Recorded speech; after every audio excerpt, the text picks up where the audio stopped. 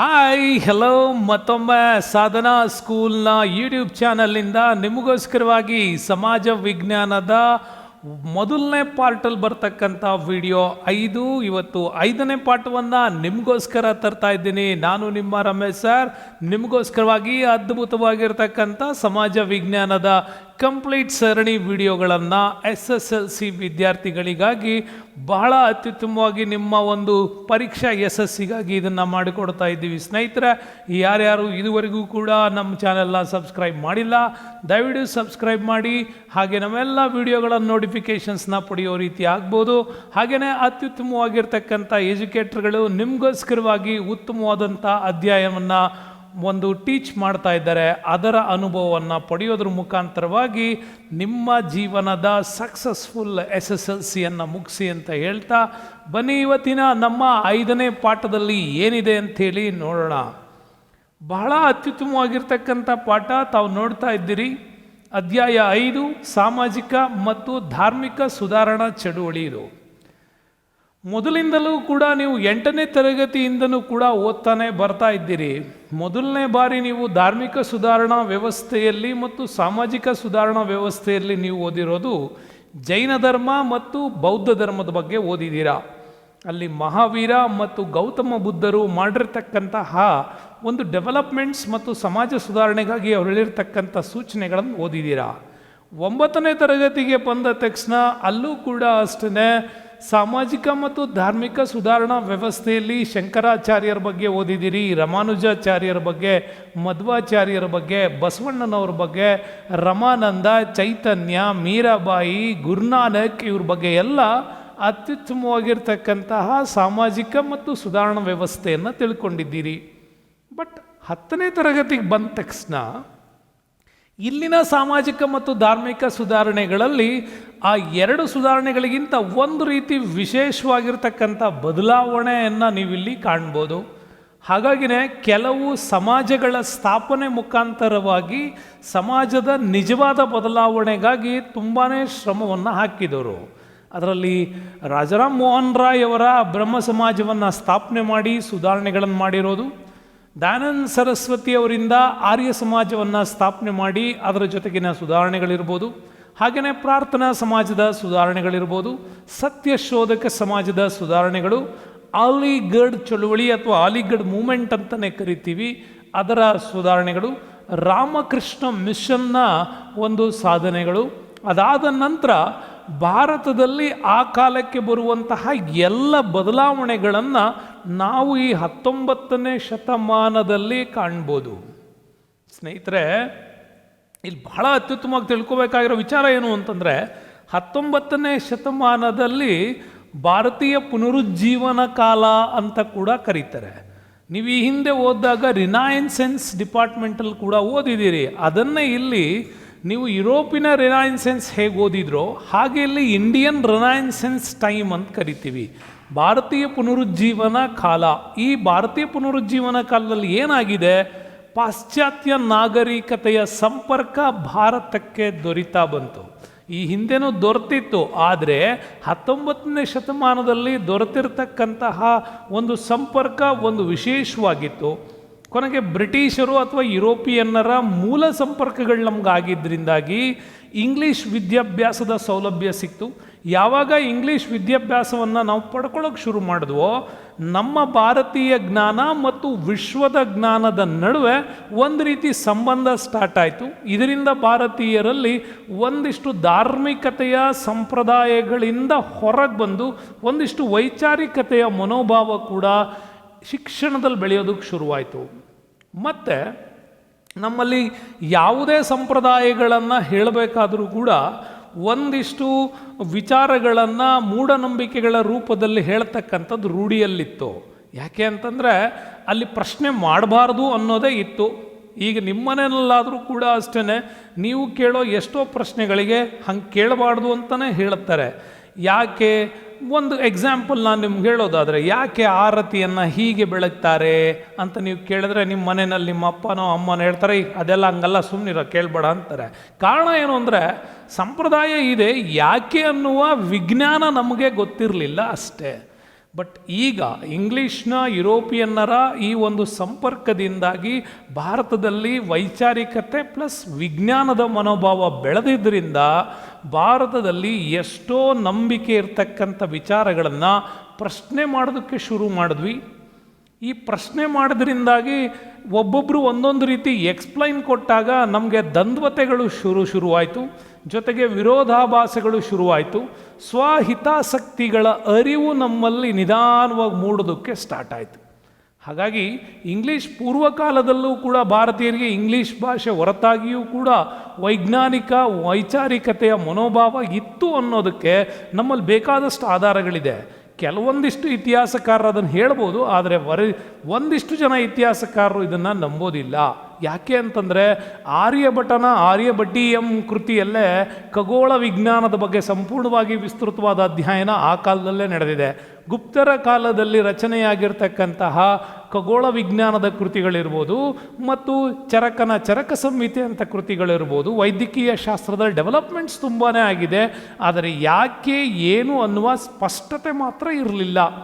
But ಈಗ ಅದರ ಸ್ಪಷ್ಟತೆ ಸಿಗೋದಕ್ಕೆ ಶುರುವಾಯಿತು ಅಂತಲೇ ಅಂದ್ಕೊಳ್ತೀವಿ.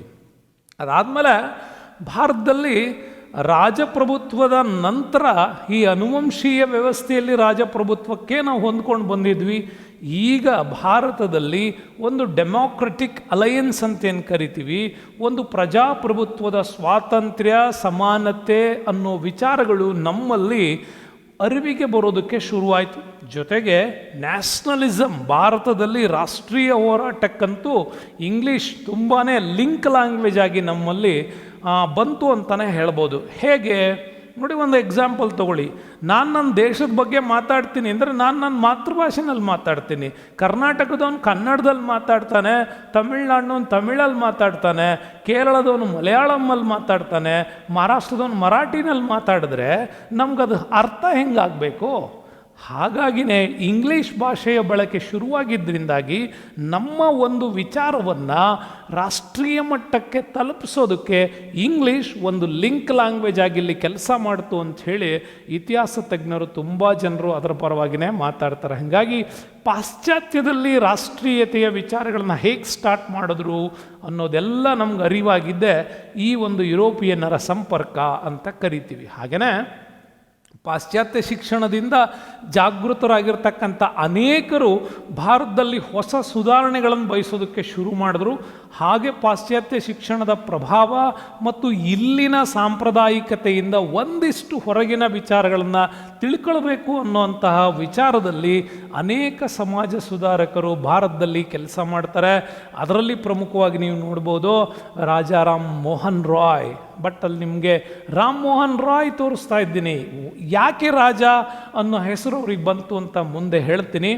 ದಯಾನಂದ ಸರಸ್ವತಿಯವರು, ಮಹಾದೇವ್ ಗೋವಿಂದ ರಾನಡೆ, ನಮಗೆ ಪುಸ್ತಕದಲ್ಲಿ MG ರಾನಡೆ ಅಂತ ಅಷ್ಟೇ ಇರುತ್ತೆ, ಪೂರ್ತಿ ತಿಳ್ಕೊಳ್ಳಿ. Mahadev Govind Ranade, Jyotiba Phule, Swami Vivekananda, Annie Besant, sir Syed Ahmad Khan ಅವರು, ಇವರೆಲ್ಲರೂ ಕೂಡ ತುಂಬಾ ಪ್ರಯತ್ನಗಳನ್ನು ಮಾಡ್ತಾರೆ. ಬಟ್ ಇವರ ಒಂದೊಂದೇ ಸುಧಾರಣೆಗಳನ್ನು ತಿಳ್ಕೊಳ್ಳೋ ಅಂಥ ಟೈಮ್ ಈಗ. ಮೊದಲಿಗೆ ತಿಳ್ಕೊಳ್ಳೋಣ, ಭಾರತದಲ್ಲಿ ಪುನರುಜ್ಜೀವನದ ಪಿತಾಮಹ ಅಂತಲೇ ಕೂಡ ಕರಿತೀವಿ, ಭಾರತೀಯ ನವೋದಯದ ಜನಕ ಅಂಥೇಳಿ ಕರಿತೀವಿ. ಅವರೇನೆ ಬ್ರಹ್ಮ ಸಮಾಜದ ಸ್ಥಾಪಕರಾಗಿರ್ತಕ್ಕಂಥ ರಾಮ್ ಮೋಹನ್ ರಾಯ್ ಅವರು.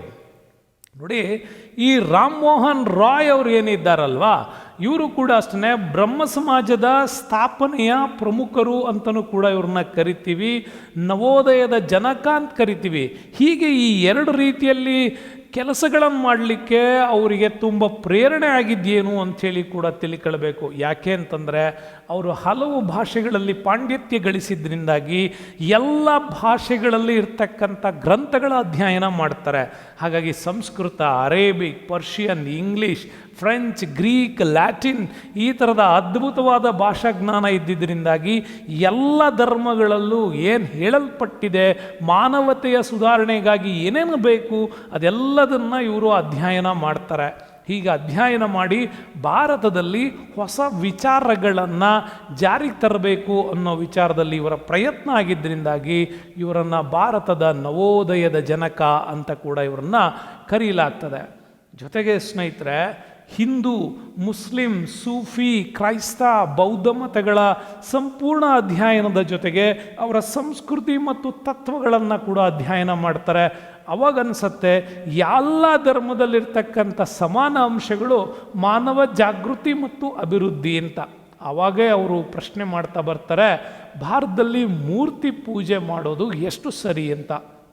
ಯಾಕೆಂದರೆ ಎಲ್ಲ ಧರ್ಮಗಳಲ್ಲೂ ಕೂಡ ಅಮೂರ್ತ ಪರಿಕಲ್ಪನೆಗಳನ್ನೇ ಹೇಳಿತ್ತು, ಯಾವುದನ್ನು ಕೂಡ ಮೂರ್ತಿ ಸ್ವರೂಪದಲ್ಲಿ ಹೇಳಿರಲಿಲ್ಲ. ಬಟ್ ನಮ್ಮಲ್ಲಿ ಮೂರ್ತಿ ಪೂಜೆಯನ್ನು ಯಾಕೆ ಮಾಡ್ತಾ ಇದ್ದೀರಿ? ಭಾರತದ ಋಗ್ವೇದ ಸಂಸ್ಕೃತಿಯಲ್ಲೂ ಕೂಡ ಮೂರ್ತಿ ಪೂಜೆ ಬಗ್ಗೆ ಎಲ್ಲೂ ಉಲ್ಲೇಖ ಇಲ್ಲ, ಹಾಗಾದರೆ ಮಧ್ಯಂತರದಲ್ಲಿ ಇದು ಬೆಳೆದು ಬಂದಿದೆ ಅಂತೇಳಿ ಅವ್ರಿಗೆ ಅನಿಸತ್ತೆ. ಅವಾಗ ಅವರು ಅದನ್ನು ಪ್ರಶ್ನೆ ಮಾಡ್ತಾರೆ, ಮೂರ್ತಿ ಪೂಜೆ ಅಗತ್ಯ ಇಲ್ಲ ಅಂತ.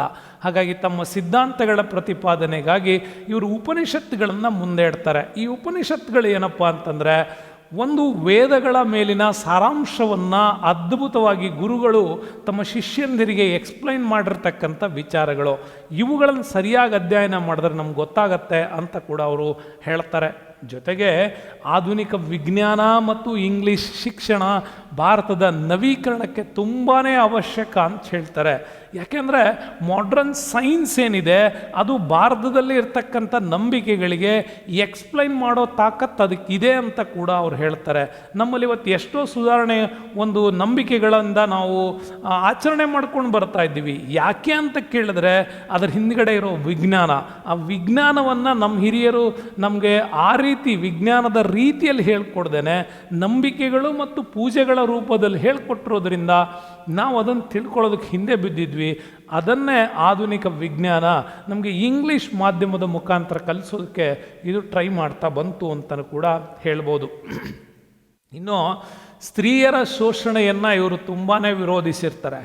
ಹಾಗೆ ವಿರೋಧಿಸೋದಕ್ಕೆ ಒಂದು ಕಾರಣ ಕೂಡ ಇದೆ. ಯಾಕೆ ಅಂತಂದರೆ, ಕಣ್ಣಾರೆಯಾಗಿ ತನ್ನ ಅಣ್ಣನ ಹೆಂಡತಿ ಅಂದರೆ ಅತ್ತಿಗೆಯನ್ನು ಸುಡ್ತಾ ಇರೋವಂಥ ಒಂದು ಘಟನೆಯನ್ನು ಇವರು ನೋಡಿದರು. ಹಾಗಾಗಿ ಸತಿ ಸಹಗಮನ ಪದ್ಧತಿ ಅಂತ ಕರಿತೀವಿ. ಗಂಡ ಸತ್ತ ಮೇಲೆ ಅವನ ಹೆಂಡತಿಯನ್ನು ಸಜೀವವಾಗಿ ಸುಡ್ತಕ್ಕಂಥ ಈ ಪದ್ಧತಿ, ಇದನ್ನು ಕಣ್ಣಾರೆಯಾಗಿ ಕಂಡಿದ್ದಂತಹ ರಾಮ್ ಮೋಹನ್ ರಾಯ್ ಅವರಿಗೆ ತುಂಬಾ ಮನಸ್ಸಿಗೆ ಆಘಾತ ಆಗಿತ್ತು. ಹಾಗಾಗಿನೇ ಅವರು ಸತಿ ಸಹಗಮನ ಪದ್ಧತಿಯನ್ನು ತಡಿಲೇಬೇಕು ಅಂಥೇಳಿ ಪ್ರಯತ್ನ ಮಾಡ್ತಾರೆ. ಹಾಗಾಗಿ ಸತಿ ಪದ್ಧತಿಯನ್ನು ವಿರೋಧಿಸ್ತಾರೆ. ಇನ್ನು ಬಾಲ್ಯ ವಿವಾಹದಿಂದ ಬಹಳಷ್ಟು ದೈಹಿಕ ಮತ್ತು ಮಾನಸಿಕ ಸಮಸ್ಯೆಗಳಿಗೆ ಸ್ತ್ರೀಯರು ಒಳಗಾಗ್ತಾರೆ ಅನ್ನುವಂಥ ವಿಚಾರ ಅವ್ರಿಗೆ ಗೊತ್ತಿತ್ತು. ಹಾಗಾಗಿ ಬಾಲ್ಯ ವಿವಾಹದ ವಿರುದ್ಧವೂ ಕೂಡ ಇವರ ಸಂಘಟನಾತ್ಮಕ ಹೋರಾಟ ತುಂಬಾ ಸ್ಟ್ರಾಂಗ್ ಆಗಿತ್ತು. ಯಾವಾಗ ಸತಿ ಸಹಗಮನ, ಬಾಲ್ಯ ವಿವಾಹ ಈ ಥರದ ಒಂದು ಸಂಪ್ರದಾಯಗಳನ್ನು ರಾಮ್ ಮೋಹನ್ ರಾಯ್ ವಿರೋಧಿಸಿದ್ರು, ಆಗ ಆರ್ಥೋಡಾಕ್ಸ್ ಹಿಂದೂಸ್ ಅಂತ ಕರಿತೀವಿ, ಸಂಪ್ರದಾಯಬದ್ಧ ಹಿಂದೂಗಳು ರಾಮ್ ಮೋಹನ್ ರಾಯ್ ಅವರ ವಿಚಾರಗಳನ್ನು ಖಂಡಿಸ್ತಾರೆ. ಅದು ಸಾಮಾನ್ಯವಾಗಿ ನಡೆದುಕೊಂಡು ಬರ್ತಾ ಇರ್ತಕ್ಕಂಥ ಸಂಪ್ರದಾಯವನ್ನು ನೀವು ಪ್ರಶ್ನೆ ಮಾಡೋದ್ರಿಂದ ಇವತ್ತು ಕೂಡ ನಿಮ್ಮನ್ನು ಏನು ಮಾಡ್ತಾರೆ, ವಿರೋಧಿಸ್ತಾರೆ. ಅದು ಕಾಯಂ. ಹಾಗೆಯೇ ಈ ವಿಚಾರವನ್ನು ಅವರು ಅವತ್ತಿನ ಕಾಲದಲ್ಲಿ ಗವರ್ನರ್ ಜನರಲ್ನ ಗಮನಕ್ಕೆ ತಂದು ಅದನ್ನು ಅವರು ಒಂದು ಕಾನೂನು ರೂಪದಲ್ಲಿ ಜಾರಿಗೊಳಿಸೋದಕ್ಕೆ ಟ್ರೈ ಮಾಡ್ತಾರೆ. ಆಗ ಭಾರತದಲ್ಲಿದ್ದಂಥ ಗವರ್ನರ್ ಜನರಲ್ ಲಾರ್ಡ್ ವಿಲಿಯಂ ಬೆಂಟಿಕ್ಕಿಗೆ ಇದನ್ನು ಅರಿವು ಮೂಡಿಸಿ ನಂತರ ಅವರು ಸತಿ ಸಹಗಮನ ಪದ್ಧತಿಯನ್ನು ವಿರೋಧಿಸಿ ಕಾಯ್ದೆಯನ್ನು ಜಾರಿಗೆ ತರ್ತಾರೆ. ಹೀಗೆ ತರೋದ್ರ ಮುಖಾಂತರವಾಗಿ ಭಾರತದಲ್ಲಿ ಅವತ್ತು ಸತಿ ಸಹಗಮನ ಕಾಯ್ದೆಯನ್ನು ಯಶಸ್ವಿಯಾಗಿ ಜಾರಿಗೊಳಿಸಿದಂಥ ಕೀರ್ತಿ ಇವ್ರಿಗೆ ಸಲ್ಲತ್ತೆ. ಇನ್ನು ಇವರು ತಮ್ಮ ವಿಚಾರ ಮತ್ತು ವೈಚಾರಿಕತೆಯ ಮತ್ತು ವಿಜ್ಞಾನದ ಎಲ್ಲ ಅಂಶಗಳನ್ನು ಪತ್ರಿಕೋದ್ಯಮದ ಮೂಲಕ ಬೆಳೆಸೋದಕ್ಕೆ ತುಂಬಾ ಟ್ರೈ ಮಾಡ್ತಾರೆ. ಹಾಗೆ ಟ್ರೈ ಮಾಡಿದಾಗ ಅವ್ರಿಗೆ ಸಿಕ್ಕಿದ್ದೆ ಬಂಗಾಳಿ ಭಾಷೆನಲ್ಲಿ ಇವರು ಮೊದಲ ಪ್ರಯತ್ನ ಶುರುವಾಯಿತು. ಸಂವಾದ ಕೌಮುದಿ ಅಂತ ಕರಿತೀವಿ. ಭಾರತೀಯ ಸಂಪಾದಕೀಯತ್ವದಲ್ಲಿ ಬಂದಂಥ ಮೊದಲ ಪತ್ರಿಕೆನೇ ಇದಾಗಿತ್ತು, ಸಂವಾದ ಕೌಮುದಿ. ಬಂಗಾಳಿ ಭಾಷೆಯಲ್ಲಿ ಇಡೀ ಬಂಗಾಳ ಪ್ರಾಂತ್ಯದಲ್ಲಿ ಅವರದನ್ನು ಪ್ರಚುರಪಡಿಸ್ತಾರೆ. ಹೀಗೆ ಪಡಿಸಿದ್ರಿಂದಾಗಿ ವೈಜ್ಞಾನಿಕತೆಯ ಜ್ಞಾನ ಜನರಲ್ಲಿ ಬೆಳೆಸೋದಕ್ಕೆ ಇವರು ಪ್ರಯತ್ನ ಮಾಡ್ತಾರೆ. ಈ ಪ್ರಯತ್ನಕ್ಕೆಲ್ಲ ಅವರು ಒಂದು ಸಂಘಟನೆ ಶುರು ಮಾಡ್ತಾರೆ. ಮೊದಲು ಆತ್ಮೀಯ ಸಭಾ ಅಂತ ಕರೀತಕ್ಕಂಥ ಸಮಾನ ಮನಸ್ಕರನ್ನ ಒಟ್ಟುಗೂಡಿಸಿ ಮೊದಲ ಚರ್ಚೆಯನ್ನು ಆರಂಭಿಸ್ತಾರೆ. ಆನಂತರ ಇದಕ್ಕೆ ಒಂದು ಸಮಾಜದ ಅಸ್ತಿತ್ವ, ಸಂಘಟನೆಯ ಅಸ್ತಿತ್ವವನ್ನು ಕೊಡ್ತಾರೆ. ಹಾಗಾಗಿ ಅದನ್ನು ಬ್ರಹ್ಮ ಸಮಾಜ್ ಅಂತ ಕೂಡ ಕರಿತೀವಿ. ಬ್ರಹ್ಮ ಸಮಾಜ ಅಂತ ಕೂಡ ಸ್ಥಾಪನೆ ಮಾಡ್ತಾರೆ. ಸ್ಥಾಪನೆ ಮಾಡಿದಾಗ ಅದರಲ್ಲಿ ಪ್ರಮುಖ ಕಾರ್ಯಗಳು ನಮ್ಗೆ ಗೊತ್ತಿರಬೇಕು. ಯಾವ ವಿಚಾರಕ್ಕಾಗಿ ಇವರು ಬ್ರಹ್ಮ ಸಮಾಜವನ್ನು ಸ್ಥಾಪನೆ ಮಾಡಿದ್ರು ಅಂತ. ಬ್ರಹ್ಮ ಸಮಾಜವನ್ನು ಇವರು ಸ್ಥಾಪನೆ ಮಾಡಿದ್ದು ಹಿಂದೂ ಧರ್ಮದಲ್ಲಿದ್ದಂಥ ಆಚಾರ ವಿಚಾರಗಳ ಸುಧಾರಣೆಗಳಿಗಾಗಿ ಇವರು ಪ್ರಯತ್ನ. ಯಾವುದನ್ನೂ ವಿರೋಧಿಸಲಿಲ್ಲ, ಅದರಲ್ಲಿ ಏನು ಸುಧಾರಣೆ ಮಾಡಬಹುದು ಅನ್ನೋದನ್ನು ಇವರು ತುಂಬಾ ಅತ್ಯುತ್ತಮವಾಗಿ ನಮ್ಗೆ ಅದನ್ನು ಕಲಿಸೋದಕ್ಕೆ ಪ್ರಯತ್ನ ಮಾಡ್ತಾರೆ. ಜೊತೆಗೆ ವಿಗ್ರಹಾರಾಧನೆ ಮತ್ತು ಬಹುದೇವತಾ ಆರಾಧನೆಯನ್ನು ವಿರೋಧಿಸ್ತಾರೆ. ಇವನ್ ಎರಡನ್ನೂ ತೆಗೆದುಬಿಟ್ಟು ನಮ್ಮಲ್ಲಿ ಏಕದೇವತಾ ಆರಾಧನೆಯನ್ನು ಪ್ರೋತ್ಸಾಹಿಸ್ತಾರೆ. ಯಾವುದೇ ಕಾರಣಕ್ಕೂ ಬಹುದೇವತಾ ಆರಾಧನೆ ಇದ್ದರೆ ಸಮಾಜದಲ್ಲಿ ಧರ್ಮದಲ್ಲಿ ಸಂಘಟನೆಗಳು ಒಡಿತಾ ಹೋಗ್ತವೆ, ಇದರಿಂದ ನಮ್ಮಲ್ಲಿ ಏಕತೆ ಬರಲ್ಲ. ಹಾಗಾಗಿ ಏಕದೇವತಾ ಆರಾಧನೆ ಇದ್ದರೆ ಒಂದೇ ದೇವರ ಆರಾಧನೆ ಮತ್ತು ಸಂಪ್ರದಾಯಗಳು ಬರೋದರಿಂದ ಒಂದು ಏಕತೆಯನ್ನು ತರ್ಬೋದು ಅನ್ನೋದು ಅವ್ರ ಪ್ರಯತ್ನ ಆಗಿತ್ತು. ಜೊತೆಗೆ ಯಜ್ಞ ಯಾಗಾದಿಗಳನ್ನು ಖಂಡಿಸ್ತಾರೆ, ಪುರೋಹಿತ ಶಾಹಿಯನ್ನು ವಿರೋಧಿಸ್ತಾರೆ.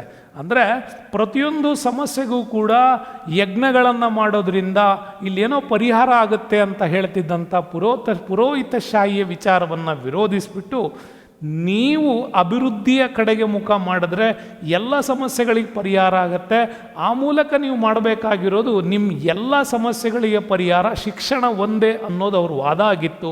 ಹಾಗಾಗಿ ಯಜ್ಞ ಯಾಗಾದಿಗಳು ಮತ್ತು ಪುರೋಹಿತ ಶಾಹಿಯನ್ನು ವಿರೋಧಿಸ್ತಾರೆ. ಜೊತೆಗೆ ಭಾರತೀಯರು ಭಾರತೀಯ ಮೂಲದ ಶಿಕ್ಷಣವನ್ನು ಕಲಿತಾ ಇದ್ದೀರಿ, ಇದರಲ್ಲಿ ಧರ್ಮದ ಹೆಸರಿನಲ್ಲಿ ನಮಗೆ ಶಿಕ್ಷಣ ಕಲಿಸ್ತಾ ಇರೋದರಿಂದಾಗಿ ನಮ್ಗೆ ಅಷ್ಟು ವೈಜ್ಞಾನಿಕತೆ ವಿಚಾರಗಳು ತಿಳಿಯಲ್ಲ ಅನ್ನೋ ಕಾರಣಕ್ಕಾಗಿ ಇಂಗ್ಲೀಷ್ ಶಿಕ್ಷಣದ ಮುಖಾಂತರ ಭಾರತೀಯರಿಗೆ ಪಾಶ್ಚಾತ್ಯ ರಾಜಕೀಯ ಚಿಂತನೆಯನ್ನು ಬೆಳೆಸಿದರೆ ನಮ್ಮಲ್ಲಿ ಬದಲಾವಣೆ ತರ್ಬೋದು ಅನ್ನೋದು ಅವ್ರ ವಿಚಾರ. ಹಾಗಾಗಿ ಇಂಗ್ಲೀಷ್ ಶಿಕ್ಷಣದ ಮೂಲಕ ಭಾರತೀಯರು ಪಾಶ್ಚಾತ್ಯ ರಾಜಕೀಯ ಚಿಂತನೆಯನ್ನು ಬೆಳೆಸಬೇಕು ಅನ್ನೋ ಕಾರಣಕ್ಕಾಗಿ ಮತ್ತು ಭಾರತೀಯರಲ್ಲಿ ನನ್ನ ದೇಶ ಅನ್ನೋ ಕಲ್ಪನೆ ಬೇರೆ ವಿಭಿನ್ನ ಭಾಷೆ ಮಾತಾಡ್ತಿರೋರ ಮಧ್ಯೆ ಒಂದು ಲಿಂಕ್ ಮಾಡಬೇಕು ಅನ್ನೋ ಕಾರಣಕ್ಕಾಗಿ, ರಾಷ್ಟ್ರ ಪ್ರಜ್ಞೆಯನ್ನು ಮೂಡಿಸಬೇಕು ಅನ್ನೋ ಕಾರಣಕ್ಕಾಗಿ ಇವರು ಇಂಗ್ಲೀಷ್ ಶಿಕ್ಷಣ ಮತ್ತು ಭಾರತೀಯರು ಪಾಶ್ಚಾತ್ಯ ರಾಜಕೀಯ ಚಿಂತನೆ ಬೆಳೆಸ್ಕೊಳ್ಬೇಕು ಅಂತ ಕೂಡ ಪ್ರಯತ್ನ ಮಾಡ್ತಾರೆ. ಇನ್ನೂ ಅನೇಕ ವಿಚಾರಗಳನ್ನು ಇವರು ಮಾಡ್ತಾರೆ. ಆದರೆ ಒಂದು ಕೊನೆಗೆ ಹೇಳ್ತಾ ಇದ್ದೀನಿ, ರಾಮ್ ಮೋಹನ್ ರಾಯ್ ಅವರಿಗೆ ರಾಜ ಅನ್ನುವ ಬಿರುದು ಕೊಟ್ಟವರೇ ಮೊಘಲ್ ಅರಸರು. ಅದರಲ್ಲೂ ಎರಡನೇ ಅಕ್ಬರ್ ಇವರಿಗೆ ಈ ಬಿರುದನ್ನು ಕೊಡ್ತಾನೆ. ಕಾರಣ ಇಷ್ಟೇ, ಅಕ್ಬರ್ಗೆ ಬರಬೇಕಾಗಿದ್ದಂತಹ ಪೆನ್ಷನನ್ನು ಅವತ್ತಿನ ಕಾಲಕ್ಕೆ ಈಸ್ಟ್ ಇಂಡಿಯಾ ಕಂಪನಿ ತಡೆ ಹಿಡಿದಿತ್ತು. ಹೀಗೆ ತಡೆ ಹಿಡಿದಿದ್ದಾಗ ಇದೇ ರಾಮ್ ಮೋಹನ್ ರಾಯ್ ಅವರು ಇಂಗ್ಲೆಂಡ್ಗೆ ಬ್ರಿಸ್ಬೇನ್ಗೆ ಹೋಗ್ತಾರೆ. ಅಲ್ಲಿ ವಾದವನ್ನು ಮಾಡಿಬಿಟ್ಟು ಅದೇ ದೇಶದ ಕಾನೂನುಗಳನ್ನು ಪ್ರಶ್ನಿಸಿ ಕೊನೆಗೆ ಇದೇ ನಮ್ಮ ಎರಡನೇ ಅಕ್ಬರ್ ಮೊಘಲ್ ಅರಸನಿಗೆ ಆ ಪಿಂಚಣಿಯನ್ನು ಬರೋ ಹಾಗೆ ಮಾಡ್ತಾರೆ. ಹಾಗೆ ಬರೋ ಹಾಗೆ ಮಾಡಿದ್ರಿಂದಾಗಿಯೇ ಮೊಘಲ್ ಅರಸ ಎರಡನೇ ಅಕ್ಬರ್ ಇವರಿಗೆ ರಾಜ ಎನ್ನುವ ಬಿರುದನ್ನು ಕೊಟ್ಟ. ಹಾಗಾಗಿ ಅವತ್ತಿಂದ ಇವರ ಹೆಸರನ್ನು ರಾಜ ರಾಮ್ ಮೋಹನ್ ರಾಯ್ ಅಂತ ಕರೆಯೋದಕ್ಕೆ ಶುರುವಾಯಿತು ಅಂತ.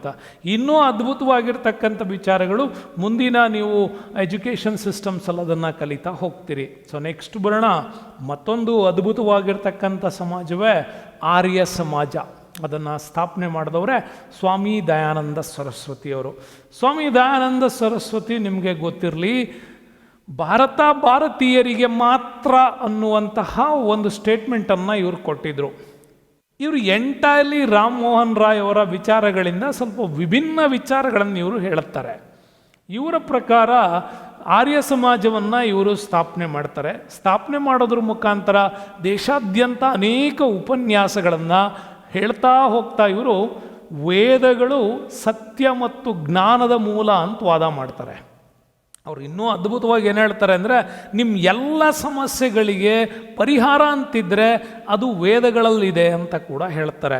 ಆ ವೇದಗಳ ಕಾಲದ ಅಂದರೆ ಅವ್ರು ಹೇಳೋದು ಋಗ್ವೇದ ಕಾಲದ ಸಮಾಜದಲ್ಲಿ ಸಮಾನತೆ ಇತ್ತು, ವರ್ಗ ವ್ಯವಸ್ಥೆ ಇತ್ತು, ಈ ಜಾತಿ ಪದ್ಧತಿ ಅನ್ನೋ ವ್ಯವಸ್ಥೆಗಳು ಇರಲಿಲ್ಲ, ಶೋಷಣೆ ಅನ್ನುವ ವ್ಯವಸ್ಥೆಗಳು ಇರಲಿಲ್ಲ, ವಿಗ್ರಹಾರಾಧನೆ ಅನ್ನೋ ವಿಚಾರಗಳು ಇರಲಿಲ್ಲ, ಜಾತಿ ಪದ್ಧತಿ ಅನ್ನೋ ವಿಚಾರಗಳು ಇರಲಿಲ್ಲ. ಹಾಗಾಗಿ ಋಗ್ವೇದ ಕಾಲದ ಸಮಾನ ಸಮಾಜ ವ್ಯವಸ್ಥೆಗೆ ನೀವು ಮರಳಬೇಕು ಅನ್ನೋ ಕಾರಣಕ್ಕಾಗಿ ವೇದಗಳಿಗೆ ಹಿಂತಿರುಗಿ ಅಂಥೇಳಿ ಇವರೇನು ಮಾಡ್ತಾರೆ, ಒಂದು ಸ್ಟೇಟ್ಮೆಂಟ್ ಕೊಡ್ತಾರೆ.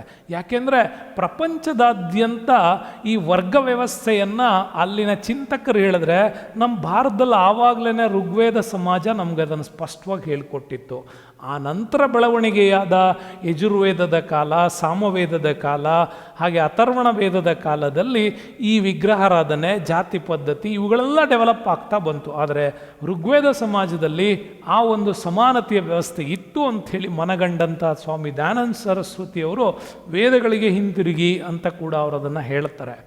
ಜೊತೆಗೆ ಜಾತಿ ಎನ್ನುವುದು ಯೋಗ್ಯತೆಯಿಂದ ಹೊರತು ಹುಟ್ಟಿನಿಂದಲ್ಲ ಅಂತೇಳಿ ಪ್ರತಿಪಾದನೆ ಮಾಡ್ತಾರೆ.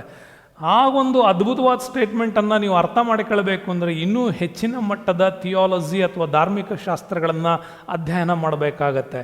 ನೆಕ್ಸ್ಟ್ ಅವ್ರು ಹೇಳ್ತಾರೆ, ನಿಮ್ಮ ಸಂಪ್ರದಾಯದಲ್ಲಿ ಕೆಲವು ಅರ್ಥಹೀನ ಪದ್ಧತಿಗಳನ್ನು ಧರ್ಮದ ಹೆಸರಿನಲ್ಲಿ ಮಾಡ್ತಾ ಇದ್ದೀರಿ. ಇಂಥ ಅರ್ಥಹೀನ ಪದ್ಧತಿಗಳು ಮತ್ತು ಪುರೋಹಿತಶಾಹಿಯ ಅಧಿಕಾರವನ್ನು ಇವರು ತಿರಸ್ಕೃತ ಮಾಡಿಬಿಟ್ಟು ನಿಮ್ಮ ಮನಸ್ಸಿಗೆ ಅನಿಸುವಂತಹ, ನಿಮಗೆ ಅದು ಇಷ್ಟವಾಗುವಂತಹ, ನಿಮ್ಮ ಜ್ಞಾನದ ಬೆಳಕನ್ನು ಹೆಚ್ಚಿಸುವಂತಹ ವಿಚಾರಗಳನ್ನು ನೀವು ಮಾಡಿ ಅಂತ ಕೂಡ ಹೇಳ್ತಾರೆ. ಜೊತೆಗೆ ಇವರು ವಿಧವಾ ವಿವಾಹವನ್ನು ಪ್ರೋತ್ಸಾಹಿಸ್ತಾರೆ. ಯಾಕೆಂದರೆ ಭಾರತದಲ್ಲಿ ವಿಧವೆಯ ಆದ್ಲು ಅಂದರೆ ಅವಳಿಗೆ ಸಮಾಜದಲ್ಲಿ ಮಾಡ್ತಿದ್ದಂಥ ಹಿಂಸೆಗಳನ್ನು ಮನಗಂಡು, ಇಲ್ಲ ಪ್ರತಿಯೊಬ್ಬರಿಗೂ ಅವರವರ ಬದುಕುವ ಅವಶ್ಯಕತೆ ಇದೆ ಅನ್ನೋ ಕಾರಣಕ್ಕಾಗಿ ಬದುಕಿನ ಸ್ವಾತಂತ್ರ್ಯವನ್ನು ಮನಗಂಡು ವಿಧವಾ ವಿವಾಹವನ್ನು ಇವರು ಪ್ರೋತ್ಸಾಹಿಸ್ತಾರೆ. ಆದರೆ ವೆರಿ ಇಂಟ್ರೆಸ್ಟಿಂಗ್ ಪಾಯಿಂಟ್ ಅಂದರೆ ಸ್ವದೇಶಿ ಕಲ್ಪನೆಯನ್ನು ನಮಗೆಲ್ಲ ಹೇಳಿಕೊಟ್ಟವ್ರು ಇವರೇನೆ.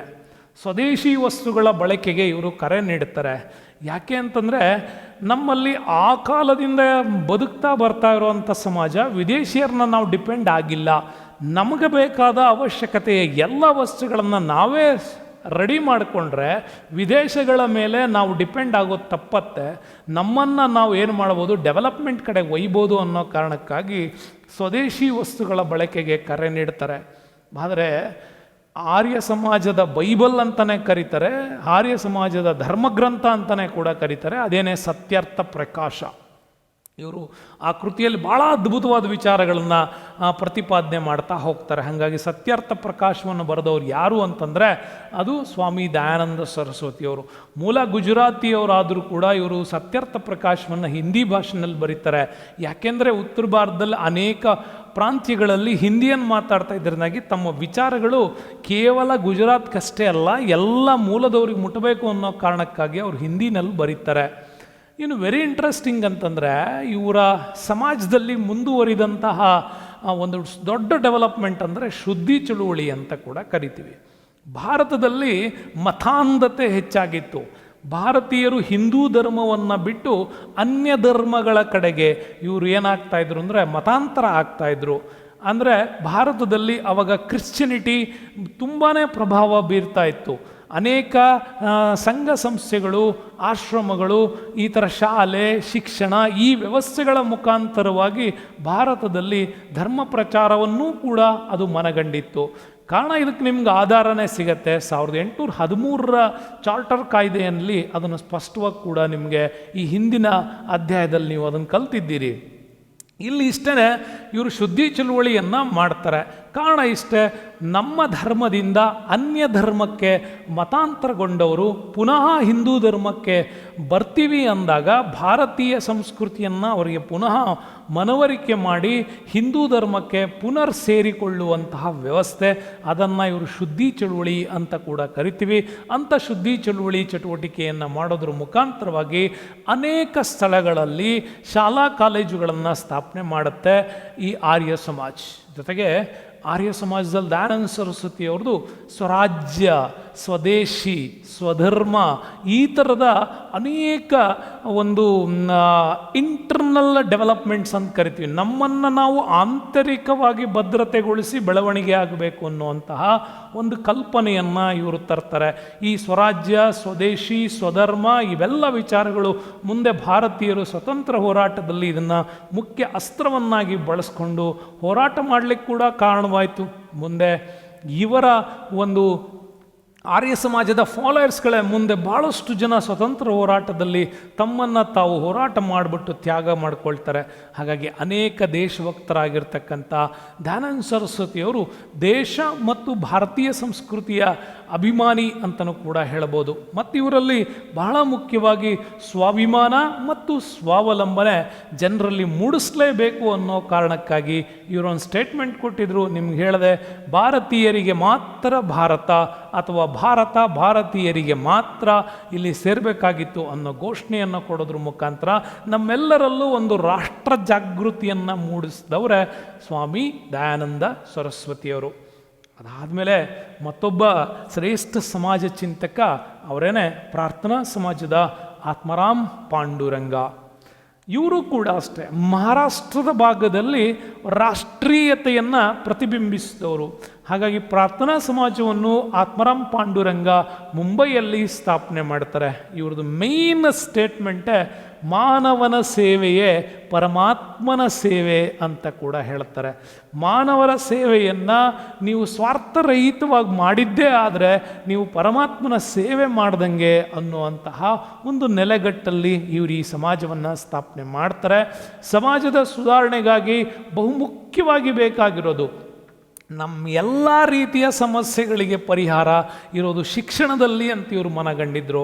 ಅದಕ್ಕೆ ಎಷ್ಟೋ ಜನರಿಗೆ ಹೇಳ್ತಾ ಇರ್ತೀನಿ, ನಾವು ತುಂಬ ಬಡವರು, ನಮ್ಮ ಹತ್ರ ದುಡ್ಡಿಲ್ಲ, ನಮ್ಮ ಹತ್ರ ಬಡತನ ಇದೆ, ಹಿಂಗೆ ಹೇಳ್ಕೊತ ಎಷ್ಟು ವರ್ಷ ಬದುಕ್ತೀರಿ? ಆ ಬಡತನ ನಿಮ್ಮ ಮನೆಗಳಲ್ಲಿ ಹೋಗಬೇಕು ಅಂದರೆ ಅದಕ್ಕೆ ಮುಖ್ಯವಾಗಿ ಬೇಕಾಗಿರೋದು ಹಣ ಅಲ್ಲ. ಆ ಹಣ ಬರಬೇಕು ಅಂತಂದರೆ ನೀವು ಕಲಿಬೇಕಾಗಿರೋದು ಶಿಕ್ಷಣ. ಹಾಗಾಗಿ ಶಿಕ್ಷಣವೇ ನಿಮ್ಮ ಬಡತನವನ್ನು ತೊಲಗಿಸೋ ಶಕ್ತಿ ಅದು ಒಂದಕ್ಕೆ ಇರೋದು ಅಂತ ಹೇಳ್ಬೋದು. ಹಾಗಾಗಿ ಶಿಕ್ಷಣದ ಪ್ರಸಾರಕ್ಕೆ ಇವರು ಹೆಚ್ಚಿನ ಆದ್ಯತೆ ಕೊಡ್ತಾರೆ. ಹಾಗಾಗಿ ಡೆಕ್ಕನ್ ಎಜುಕೇಷನ್ ಸೊಸೈಟಿ ಅಂತ ಕರಿತೀವಿ. ಡೆಕ್ಕನ್ ಶಿಕ್ಷಣ ಸಂಸ್ಥೆಯನ್ನು ಸ್ಥಾಪನೆ ಮಾಡೋದ್ರ ಮುಖಾಂತರ ಮಹಾರಾಷ್ಟ್ರ ಭಾಗದಲ್ಲಿ ಶಿಕ್ಷಣದ ಪ್ರಗತಿಗೆ ತುಂಬಾ ಪ್ರಯತ್ನ ಮಾಡ್ತಾರೆ. ಇನ್ನು ಸಮಾಜದಲ್ಲಿ ಅನೇಕ ಸುಧಾರಣೆಗಳನ್ನು ಮಾಡಬೇಕು ಅನ್ನೋದು ಅವ್ರ ವಾದ. ವಿಧವಾ ವಿವಾಹ ಇರ್ಬೋದು, ಸ್ತ್ರೀ ಶಿಕ್ಷಣ ಇರ್ಬೋದು, ಅಂತರ್ಜಾತಿ ವಿವಾಹ, ಸಹಭೋಜನ ಕಾರ್ಯಕ್ರಮಗಳು, ಇವುಗಳನ್ನೆಲ್ಲ ಪ್ರೋತ್ಸಾಹಿಸೋದ್ರ ಮುಖಾಂತರವಾಗಿ ಸಮಾಜದಲ್ಲಿ ಒಂದು ಅವಲಂಬನೆಯನ್ನು ತರಬೇಕು ಅಂತೇಳಿ ಅವರು ಪ್ರಯತ್ನ ಪಡ್ತಾರೆ. ಒಬ್ಬರನ್ನೊಬ್ಬರು ಅರ್ಥೈಸ್ಕೊಳ್ಬೇಕು ಅನ್ನೋ ಕಲ್ಪನೆಯನ್ನು ತರ್ತಾರೆ. ಜೊತೆಗೆ ಕೆಲವೊಂದಂತೂ ಇವರು ತುಂಬ ವಿರೋಧಿಸಿದರು. ಬಾಲ್ಯ ವಿವಾಹ, ಜಾತಿ ಪದ್ಧತಿ, ವಿಗ್ರಹ ಆರಾಧನೆ, ಸ್ಪರ್ಧಾ ಪದ್ಧತಿಗಳನ್ನು ವಿರೋಧ ಮಾಡ್ತಾರೆ. ಸರ್ವಧರ್ಮಗಳು ಕೂಡ ಸತ್ಯದ ಪ್ರತೀಕ ಆಗಿದ್ದಾವೆ, ಅವುಗಳನ್ನು ಗೌರವಿಸಿ ಅಂತ. ಒಬ್ಬರು ಇನ್ನೊಂದು ಧರ್ಮವನ್ನು ಗೌರವಿಸಿದರೆ ಅವರು ನಿಮ್ಮನ್ನು ಗೌರವಿಸ್ತಾರೆ ಅನ್ನುವಂಥ ಕಲ್ಪನೆಯನ್ನು ಇವರು ಅದ್ಭುತವಾಗಿ ಹೇಳ್ಕೊಡ್ತಾರೆ.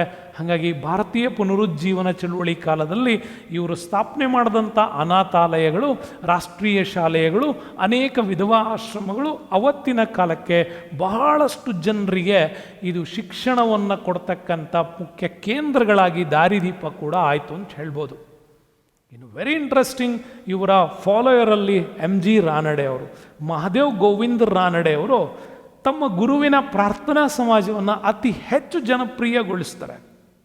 ಮಹಾರಾಷ್ಟ್ರ ಭಾಗದಲ್ಲಿ ಏನಾದರೂ ನ್ಯಾಷನಲ್ ಕಾಂಗ್ರೆಸ್ ಅನ್ನೋ ಕಾನ್ಸೆಪ್ಟ್ ಏನಾದ್ರು ಹುಟ್ಟಿದೆ ಅಂದರೆ ದಾದಾಬಾಯಿ ನವರೋಜಿ ಅವರಂಥವರಿಗೆ ಈ ದೇಶದ ಚಿಂತನೆ ಬಂದಿದೆ ಅಂತಂದರೆ, ಅಥವಾ ನಮ್ಮಲ್ಲಿ ಕ್ರಾಂತಿಕಾರಿ ಹೋರಾಟಗಳು ಶುರುವಾಗಿದೆ ಅಂದರೆ ಅದಕ್ಕೆ ಬೇಸ್ಮೆಂಟೇ MG ರಾನಡೆ ಅವ್ರದ್ದು.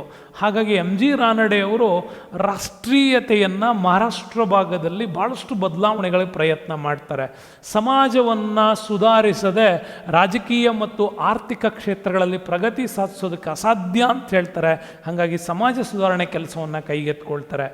ಹಿಂದೂ ಮುಸ್ಲಿಂ ಏಕತೆಯ ಪ್ರತಿಪಾದಕರಾಗಿದ್ದವರು MG ರಾನಡೆ ಅವರು. ಇದನ್ನು ತುಂಬ ಸ್ಪಷ್ಟವಾಗಿ ನೆನಪಿಟ್ಕೊಳ್ಳಿ. ಹಿಂದೂ ಮುಸ್ಲಿಂ ಏಕತೆಯ ಪ್ರತಿಪಾದನೆಯಲ್ಲಿ ಇವರು ಮುನ್ನಡಿಯನ್ನು ಬರೆದವರು. ಇನ್ನು ರಾನಡೆ ಅವರು ರಾಷ್ಟ್ರೀಯ ಕಾಂಗ್ರೆಸ್ನಲ್ಲಿ ಸಕ್ರಿಯವಾಗಿದ್ದಂಥ ವ್ಯಕ್ತಿ. ಜೊತೆಗೆ ಪುಣೆನಲ್ಲಿ ಕೂಡ ಹೆಣ್ಣು ಮಕ್ಕಳ ಶಿಕ್ಷಣಕ್ಕಾಗಿ ಪ್ರೌಢಶಾಲೆಯನ್ನು ಕೂಡ ಸ್ಥಾಪನೆ ಮಾಡೋದ್ರ ಮುಖಾಂತರವಾಗಿ ಅನೇಕ ಜನರನ್ನು ರಾಷ್ಟ್ರೀಯ ಹೋರಾಟದಲ್ಲಿ ಇವರು ಪ್ರತಿಬಿಂಬಿಸ್ತಾರೆ. ನಿಮಗೆ ಬಾಲ್ ಗಂಗಾಧರ್ ತಿಲಕ್ ಅವರಂಥ ವಿಚಾರಗಳು ಗೊತ್ತಿರ್ಬೋದು. ಅಂಥ ಶ್ರೇಷ್ಠ ವ್ಯಕ್ತಿಗಳು ಯಾರಿಂದ ಬದಲಾವಣೆ ಆದರು ಅಂದರೆ ಇದೇ MG ರಾನಡೆ ಅವರಿಂದನೇ ಅವರು ಪ್ರೇರೇಪಣೆಗೊಂಡು ಬದಲಾವಣೆಯಾಗಿದ್ದು. ನೆಕ್ಸ್ಟ್, ಈ ಸಮಾಜ ಸುಧಾರಣೆಯಲ್ಲಿ ಮತ್ತೊಬ್ಬ ಶ್ರೇಷ್ಠ ಹೋರಾಟಗಾರ ಅವರೇ ಸತ್ಯಶೋಧಕ್ ಸಮಾಜದ ಜ್ಯೋತಿಬಾ ಫುಲೆ ಅವರು. ಫುಲೆ ಅಂದರೆ ಹಾರ ಅಂತ. ಇವರ ಮನೆತನವು ಅವತ್ತಿನ ಕಾಲಕ್ಕೆ ದೇವಸ್ಥಾನಕ್ಕೆ ಬೇಕಾಗಿರ್ತಕ್ಕಂಥ ಒಂದು ಹೂವಿನ ಮಾಲೆಯನ್ನು ಮಾಡಿಕೊಡ್ತಾ ಇತ್ತಂತೆ. ಹಾಗಾಗಿ ಈ ಮನೆತನಕ್ಕೆ ಫುಲೆ ಅನ್ನುವ ಹೆಸರಿತ್ತು. ಬಟ್ ಇವ್ರ ಹೆಸರು ಜ್ಯೋತಿಬಾ, ಹಾಗಾಗಿ ಜ್ಯೋತಿಬಾ ಫುಲೆ ಅಂಥೇಳಿ ಕರಿತೀವಿ. ಸೊ ಇವರು ಕೂಡ ಅಷ್ಟೇ ಸತ್ಯಶೋಧಕ ಸಮಾಜವನ್ನು ಸ್ಥಾಪನೆ ಮಾಡ್ತಾರೆ. ಸತ್ಯಶೋಧಕ ಸಮಾಜದ ಸ್ಥಾಪನೆ ಮಾಡೋದ್ರ ಮುಖಾಂತರ ಇವರು ಬಹಳಷ್ಟು ಸ್ಪೆಷಲ್ ವಿಚಾರಗಳನ್ನು ನಮಗೆ ಹೇಳ್ಕೊಟ್ಟಿದ್ದಾರೆ. ಸ್ವಾತಂತ್ರ್ಯ ಪ್ರತಿಯೊಬ್ಬ ಮನುಷ್ಯನ ಪ್ರಥಮ ಅವಶ್ಯಕತೆ.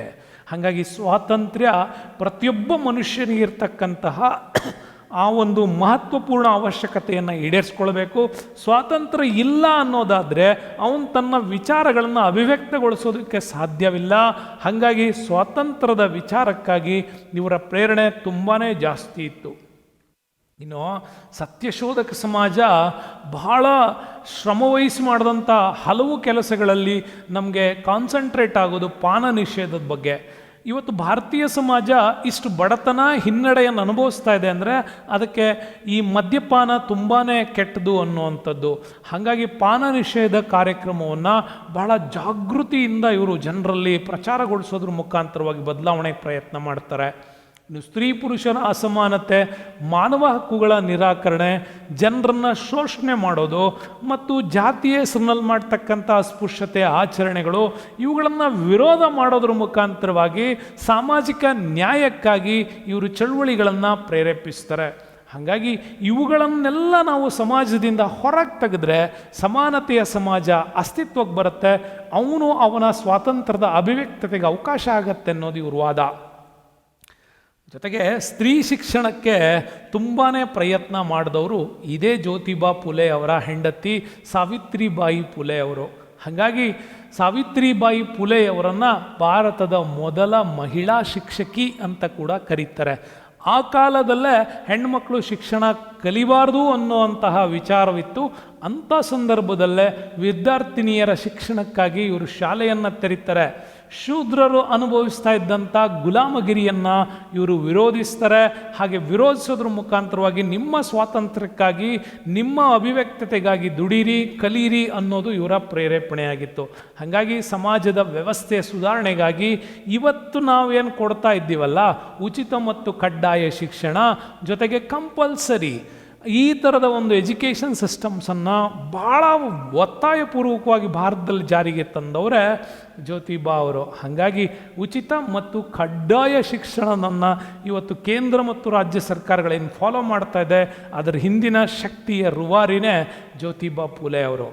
ಹಾಗಾಗಿ ಸಮಾಜದಿಂದ ಬಹಳಷ್ಟು ಬದಲಾವಣೆಗಳಾಗಬೇಕು ಅನ್ನೋದು ಇವ್ರದ್ದು. ಹಾಗಾಗಿ ಸತ್ಯಶೋಧಕ ಸಮಾಜದಿಂದ ಪ್ರಭಾವಿತರಾಗಿರ್ತಕ್ಕಂಥ ಶಾಹು ಮಹಾರಾಜ್ ಅವರು ಆ ಕಾಲದಲ್ಲಿ ಇದನ್ನು ಫಾಲೋ ಮಾಡ್ತಾರೆ. ಇವರ ಅನೇಕ ಶಾಖೆಗಳನ್ನು ತೆರೆಯೋದಕ್ಕೆ ಸಹಾಯ ಮಾಡ್ತಾರೆ. ಮುಂದೆ BR ಅಂಬೇಡ್ಕರ್ ಅವರಂಥವರೂ ಕೂಡ ಈ ಶಾಹು ಮಹಾರಾಜ್ ಅವರ ಬೆಂಬಲಿತರಾಗಿಯೂ ಕೂಡ ಮತ್ತು ಜ್ಯೋತಿಬಾ ಅವರ ವಿಚಾರಗಳಿಂದ ಪ್ರಭಾವಿತರಾಗಿ ಇದನ್ನು ಫಾಲೋ ಕೂಡ ಮಾಡ್ಕೊಂಡು ಬರ್ತಾರೆ. ಸಮಾಜ ರೈತ ಪರ ಹೋರಾಟಗಳನ್ನು ನಡೆಸಬೇಕು ಅನ್ನೋದು ಇವರ ಕಾರ್ಯಕ್ರಮಗಳಲ್ಲಿ ಒಂದು. ಯಾಕೆಂದರೆ ಭಾರತ ಕೃಷಿ ಸಮಾಜ ವ್ಯವಸ್ಥೆಯನ್ನು ಹೊಂದಿದೆ. ಕೃಷಿಕರು ಡೆವಲಪ್ಮೆಂಟ್ ಆದರೆ ಈ ದೇಶ ಅಭಿವೃದ್ಧಿ ಆಗತ್ತೆ. ಇವತ್ತು ಕೂಡ ನೀವು ಅರ್ಥಶಾಸ್ತ್ರದಲ್ಲಿ ಓದ್ತಾ ಬಂದಿದ್ದೀರಿ, ಭಾರತದ ಆರ್ಥಿಕತೆಯ ಬೆನ್ನೆಲುಬು ಅಂತಂದರೆ ಅದು ಕೃಷಿ ಅಂತ ಹೇಳ್ತೀರಿ. ಯಾಕೆಂದರೆ ಸುಮಾರು 30-40% ಈ ದೇಶ ಆದಾಯ ಗಳಿಸುತ್ತೆ ಅಂದರೆ ಅದು ಕೃಷಿಯಿಂದ. ರೈತನ ಬದುಕು ಸುಧಾರಣೆ ಆಗಬೇಕು ಅನ್ನೋ ಕಾರಣಕ್ಕಾಗಿ ರೈತ ಪರ ಹೋರಾಟಗಳನ್ನು ನಡೆಸೋದಕ್ಕೆ ಇವರು ಮುಂದೆ ಬರ್ತಾರೆ. ಹಾಗಾಗಿ ಇವರು ಅದ್ಭುತವಾಗಿ ಒಂದು ಪುಸ್ತಕ ಬರೀತಾರೆ, ಅದೇ ಗುಲಾಮಗಿರಿ ಅಂತ ಕರಿತೀವಿ. ಈ ಗುಲಾಮಗಿರಿ ಪುಸ್ತಕ ಭಾಳಷ್ಟು ಸಮಾಜದಲ್ಲಿ ಬದಲಾವಣೆಗಳನ್ನು ತರೋದಕ್ಕೆ ಪ್ರಯತ್ನ ಪಟ್ಟಿತ್ತು. ಇಷ್ಟೆಲ್ಲ ಹೇಳುವಾಗ ನಮ್ಮ ತಲೆನಲ್ಲಿ ಬರುತ್ತೆ, ಹಾಗಾದರೆ ಇವರಿಗೆ ಈ ಎಲ್ಲ ಬರಹಗಳ ಹಿನ್ನೆಲೆ ಏನಾಗಿತ್ತು ಅಂತ ನೋಡೋದಾದರೆ ಅದು ಥಾಮಸ್ ಪೈನೆ ಅನ್ನೋ ಬರಹಗಳ ಶ್ರೇಷ್ಠ ಬರಹಕಾರ ಅವನು ಯುರೋಪ್ನಲ್ಲಿ. ಅವನ ಬರಹಗಳಿಂದ ಪ್ರೇರೇಪಿತರಾಗಿದ್ದರು. ನೀವು ಒಂದು ಸ್ಟೇಟ್ಮೆಂಟ್ ಓದಿರ್ಬೋದು, ಲೀವ್ ಆ್ಯಂಡ್ ಲೆಟ್ ಲೀವ್ ಅನ್ನೋ ಪದ. ಆ ಲೀವ್ ಆ್ಯಂಡ್ ಲೆಟ್ ಲೀವ್ ಅನ್ನೋ ಪದದ ಹಿಂದಿನ ಹರಿಕಾರನೇ ಈ ಥಾಮಸ್ ಪೈನ್. ನೀವು ಬದುಕಿರಿ, ಬದುಕಲು ಬಿಡಿರಿ ಅನ್ನುವಂಥ ಒಂದು ವಿಚಾರ. ಅಂಥ ಅದ್ಭುತವಾದ ವಿಚಾರಗಳಿಂದ ಪ್ರಭಾವಿತರಾದವರೇ ಈ ಜ್ಯೋತಿಬಾ ಫುಲೆ ಅವರು. ಹಾಗಾಗಿ ಫುಲೆ ಅವರ ಈ ವಿಚಾರ ಸರಣಿಯಲ್ಲಿ ಅವರಿಗೆ ಸಾಥ್ ಕೊಟ್ಟವರೇ ಅವರ ಹೆಂಡತಿ ಸಾವಿತ್ರಿಬಾಯಿ ಫುಲೆ. ಹಾಗಾಗಿ ಮಹಿಳಾ ಶಿಕ್ಷಣಕ್ಕಾಗಿ ಸತ್ಯಶೋಧಕ ನಡೆಸುವಂಥ ಪ್ರಯತ್ನಗಳಲ್ಲಿ ಅವರು ತುಂಬಾ ಪ್ರಯತ್ನ ಮಾಡ್ತಾರೆ. ಅನೇಕ ಸಮಾಜ ನಿಂದನೆಯನ್ನು ಸಹಿಸಿಕೊಂಡು ಕೂಡ ಹೆಣ್ಣು ಮಕ್ಕಳಿಗೆ ಶಿಕ್ಷಣ ಕೊಡೋದಕ್ಕೆ ಮುಂದೆ ಬರ್ತಾರೆ. ಹಾಗಾಗಿ ನಂತರದ ಕಾಲಘಟ್ಟದಲ್ಲಿ ಡಾಕ್ಟರ್ BR ಅಂಬೇಡ್ಕರ್ ಅಂತವರು ಕೂಡ ಜ್ಯೋತಿಬಾ ಫುಲೆ ಅವರ ತತ್ವಗಳಿಂದ ಪ್ರಭಾವಿತರಾಗಿದ್ದರು. ಸ್ನೇಹಿತರೆ, ಈಗ ನಾವು ಮತ್ತೊಂದು ಸಮಾಜ ಸುಧಾರಣೆಗಳ ಬಗ್ಗೆ ತಿಳ್ಕೊಳ್ಬೇಕು. ಅದೇನೇ ಅಲಿಗಢ್ ಚಳುವಳಿ ಅಂತ ಕೂಡ ಕರಿತೀವಿ. ಈ ಅಲಿಗಢ್ ಚಳುವಳಿ ಸರ್ ಸೈಯದ್ ಅಹಮದ್ ಖಾನ್ ಅವರು ಭಾರತದಲ್ಲಿ ಮುಸಲ್ಮಾನರ ಒಂದು ಸಂಪೂರ್ಣವಾಗಿರ್ತಕ್ಕಂತಹ ರಾಜಕೀಯ, ಸಾಮಾಜಿಕ, ಶೈಕ್ಷಣಿಕ, ಧಾರ್ಮಿಕ, ತಾತ್ವಿಕ ವಿಚಾರಗಳನ್ನು ಬದಲಿಸಿಕೊಂಡು ಪೂರ್ವ ದೇಶಗಳು ಮತ್ತು ಪಶ್ಚಿಮ ದೇಶಗಳ ನಡುವಿನ ವಿಚಾರಗಳ ಸಂಗಮಕ್ಕೆ ಬೆಂಬಲಿಸೋದೇ ಈ ಅಲಿಗಢ್ ಚಳುವಳಿ ಉದ್ದೇಶ ಆಗಿತ್ತು. ಇವರು ಕೂಡ ಅಷ್ಟೇ ಇಸ್ಲಾಂ ಸಮಾಜದಲ್ಲಿ ಇರ್ತಕ್ಕಂತಹ ಒಂದಿಷ್ಟು ವಿಚಾರಗಳಿಗೆ ವಿದೇಶದ ಪಾಶ್ಚಿಮಾತ್ಯದ ತಾತ್ವಿಕ ವಿಚಾರಗಳನ್ನು ಬದಲಿಸಿಕೊಳ್ಳೋದಕ್ಕೋಸ್ಕರವಾಗಿ ಇವರು ಅಲಿಗಢ್ ಚಳುವಳಿ ಮುಖಾಂತರವಾಗಿ ಒಂದು ಎಜುಕೇಟ್ ಮಾಡೋದಕ್ಕೆ ಟ್ರೈ ಮಾಡ್ತಾರೆ. ಹಾಗಾಗಿ ಇಸ್ಲಾಂನ ಅನೇಕ ಆಚರಣೆಗಳ ಮತ್ತು ಮುಸಲ್ಮಾನರಲ್ಲಿ ಮಾಡ್ತಾ ಇರ್ತಕ್ಕಂಥ ಕೆಲವು ರಾಜಕೀಯ, ಸಾಮಾಜಿಕ, ಶೈಕ್ಷಣಿಕ ಚಿಂತನೆಗಳಲ್ಲಿ ಒಂದಿಷ್ಟು ಬದಲಾವಣೆಗಳನ್ನು ತರಬೇಕು ಅನ್ನೋ ಉದ್ದೇಶದಿಂದ ಈ ಅಲಿಗಢ್ ಚಳುವಳಿಯನ್ನು ಸರ್ ಸೈಯದ್ ಅಹಮದ್ ಖಾನ್ ಇವರು ಸ್ಥಾಪನೆ ಮಾಡೋದ್ರ ಮುಖಾಂತರ ಇದಕ್ಕೆ ಹೋರಾಟ ಮಾಡ್ತಾರೆ. ಆ ಉದ್ದೇಶಕ್ಕಾಗಿಯೇ ಇವರು ಮುಸ್ಲಿಂ ಸಮುದಾಯಕ್ಕೆ ಕೇವಲ ಧರ್ಮಾಧಾರಿತ ಶಿಕ್ಷಣವನ್ನು ಕಲಿತರೆ ಆಗೋದಿಲ್ಲ, ಅದರ ಜೊತೆಗೆ ಬದುಕು ಸುಂದರವಾಗಿರಬೇಕು ಅಂತಂದರೆ ಆಧುನಿಕ ಶಿಕ್ಷಣ ವ್ಯವಸ್ಥೆಯನ್ನು ನೀವು ಬೆಳೆಸ್ಕೊಳ್ಬೇಕು ಅನ್ನೋ ಕಾರಣಕ್ಕಾಗಿ ಆಂಗ್ಲೋ ಓರಿಯೆಂಟಲ್ ಕಾಲೇಜನ್ನು ಸ್ಥಾಪಿಸ್ತಾರೆ. ಮುಂದೆ ಅದೇ ಆಂಗ್ಲೋ ಓರಿಯೆಂಟಲ್ ಕಾಲೇಜ್ ಇವತ್ತು ಅಲಿಗಢ್ ಮುಸ್ಲಿಂ ಯೂನಿವರ್ಸಿಟಿ ಅಂಥೇಳಿ ಕೂಡ ಅದೇನಾಗಿದೆ, ಬದಲಾವಣೆ ಆಗಿದೆ. ಹೀಗೆ ಬದಲಾವಣೆ ಆಗಿರಬೇಕಾದ್ರೆ ಅಲ್ಲಿ ಸರ್ ಸೈಯದ್ ಅಹಮದ್ ಖಾನ್ ಅವರ ಒಂದು ವಿಶೇಷವಾಗಿರ್ತಕ್ಕಂಥ ಜ್ಞಾನದ ಧಾರೆ ಅಂತ ಹೇಳ್ಬೋದು. ಹಾಗಾಗಿ ಪಾಶ್ಚಾತ್ಯ ಶಿಕ್ಷಣದೊಂದಿಗೆ ಧಾರ್ಮಿಕ ಶಿಕ್ಷಣವೂ ಕೂಡ ಕೊಡೋದ್ರಿಂದ ಬದಲಾವಣೆಗಳು ಸಾಧ್ಯ. ಹೀಗೆ ಬದಲಾವಣೆಗಳಾಗ್ತಾ ಹೋದರೆ ಪಾಶ್ಚಾತ್ಯ ಶಿಕ್ಷಣದಲ್ಲಿರ್ತಕ್ಕಂತಹ ಒಂದು ನವೀಕೃತವಾಗಿರ್ತಕ್ಕಂಥ ವಿಚಾರಗಳು ಸಮಾಜದಲ್ಲಿ ನಿರ್ಮಾಣವಾಗ್ತವೆ. ಇದರಿಂದ ಬದಲಾವಣೆಗಳು ಸಾಧ್ಯ ಅನ್ನೋದೇ ಅವರ ಒಂದು ನಂಬಿಕೆ ಆಗಿತ್ತು. ಹಾಗಾಗಿ ಸರ್ ಸೈಯದ್ ಅಹಮದ್ ಖಾನ್ ಅವರು ರಾಷ್ಟ್ರೀಯ ಕಾಂಗ್ರೆಸ್ನಿಂದ ದೂರವೇ ಉಳ್ಕೊಂಡಿದ್ದಂಥ ಮುಸ್ಲಿಂ ಸಮುದಾಯವನ್ನು ಒಟ್ಟುಗೂಡಿಸಿ ರಾಷ್ಟ್ರೀಯ ಕಾಂಗ್ರೆಸ್ಸಲ್ಲಿ ಸೇರ್ಕೊಳ್ಳೋ ಹಾಗೆ ಒಂದು ಬೆಂಬಲವನ್ನು ಸೂಚಿಸ್ತಾರೆ. ಆ ಒಂದು ಅದ್ಭುತವಾದ ಕೆಲಸವನ್ನು ಸರ್ ಸೈಯದ್ ಅಹಮದ್ ಖಾನ್ ಅವರು ಮಾಡ್ತಾರೆ. ಜೊತೆಗೆ ಮುಸ್ಲಿಮರ ಶಿಕ್ಷಣದ ಅವಶ್ಯಕತೆಗಳನ್ನು ಈಡೇರಿಸಿದಂಥ ಹರಿಕಾರ ಅಂತಲೂ ಕೂಡ ಕರೀಲಾಗತ್ತೆ ಇವ್ರನ್ನ. ಹಾಗಾಗಿ ಸ್ತ್ರೀಯರ ಶಿಕ್ಷಣವನ್ನು ಕೂಡ ಇವರು ಬೆಂಬಲಿಸಿದರು. ಬಹುಪತ್ನಿತ್ವವನ್ನು ಮತ್ತು ವಿಧವಾ ವಿವಾಹದ ವಿರುದ್ಧವಾಗಿರ್ತಕ್ಕಂಥ ವಿಚಾರಗಳನ್ನು ಖಂಡಿಸೋದ್ರ ಮುಖಾಂತರವಾಗಿಯೂ ಕೂಡ ಅನೇಕ ಬದಲಾವಣೆಗಳಿಗೆ ಇವರು ಪ್ರಯತ್ನ ಮಾಡ್ತಾರೆ. ಹಾಗಾಗಿ ಒಂದು ಲೆಕ್ಕದಲ್ಲಿ ಇವ್ರು ಹೇಳೋದಾದರೆ ಸ್ತ್ರೀಯರಿಗೆ ಶಿಕ್ಷಣವನ್ನು ಕೊಡಬೇಕು ಅನ್ನೋ ವಿಚಾರ ಮತ್ತು ಬಹುಪತ್ನಿತ್ವವನ್ನು ಇವರು ವಿರೋಧಿಸ್ತಾರೆ ಮತ್ತು ವಿಧವಾ ವಿವಾಹ ಪದ್ಧತಿಯ ವಿಚಾರಗಳಲ್ಲಿ ಬದಲಾವಣೆಗಳಿಗೂ ಕೂಡ ಇವರು ಪ್ರಯತ್ನಿಸಿದರು ಅನ್ನೋದು ನಾವು ಕಂಡು ಬರ್ತಕ್ಕಂಥದ್ದು ವಿಚಾರ.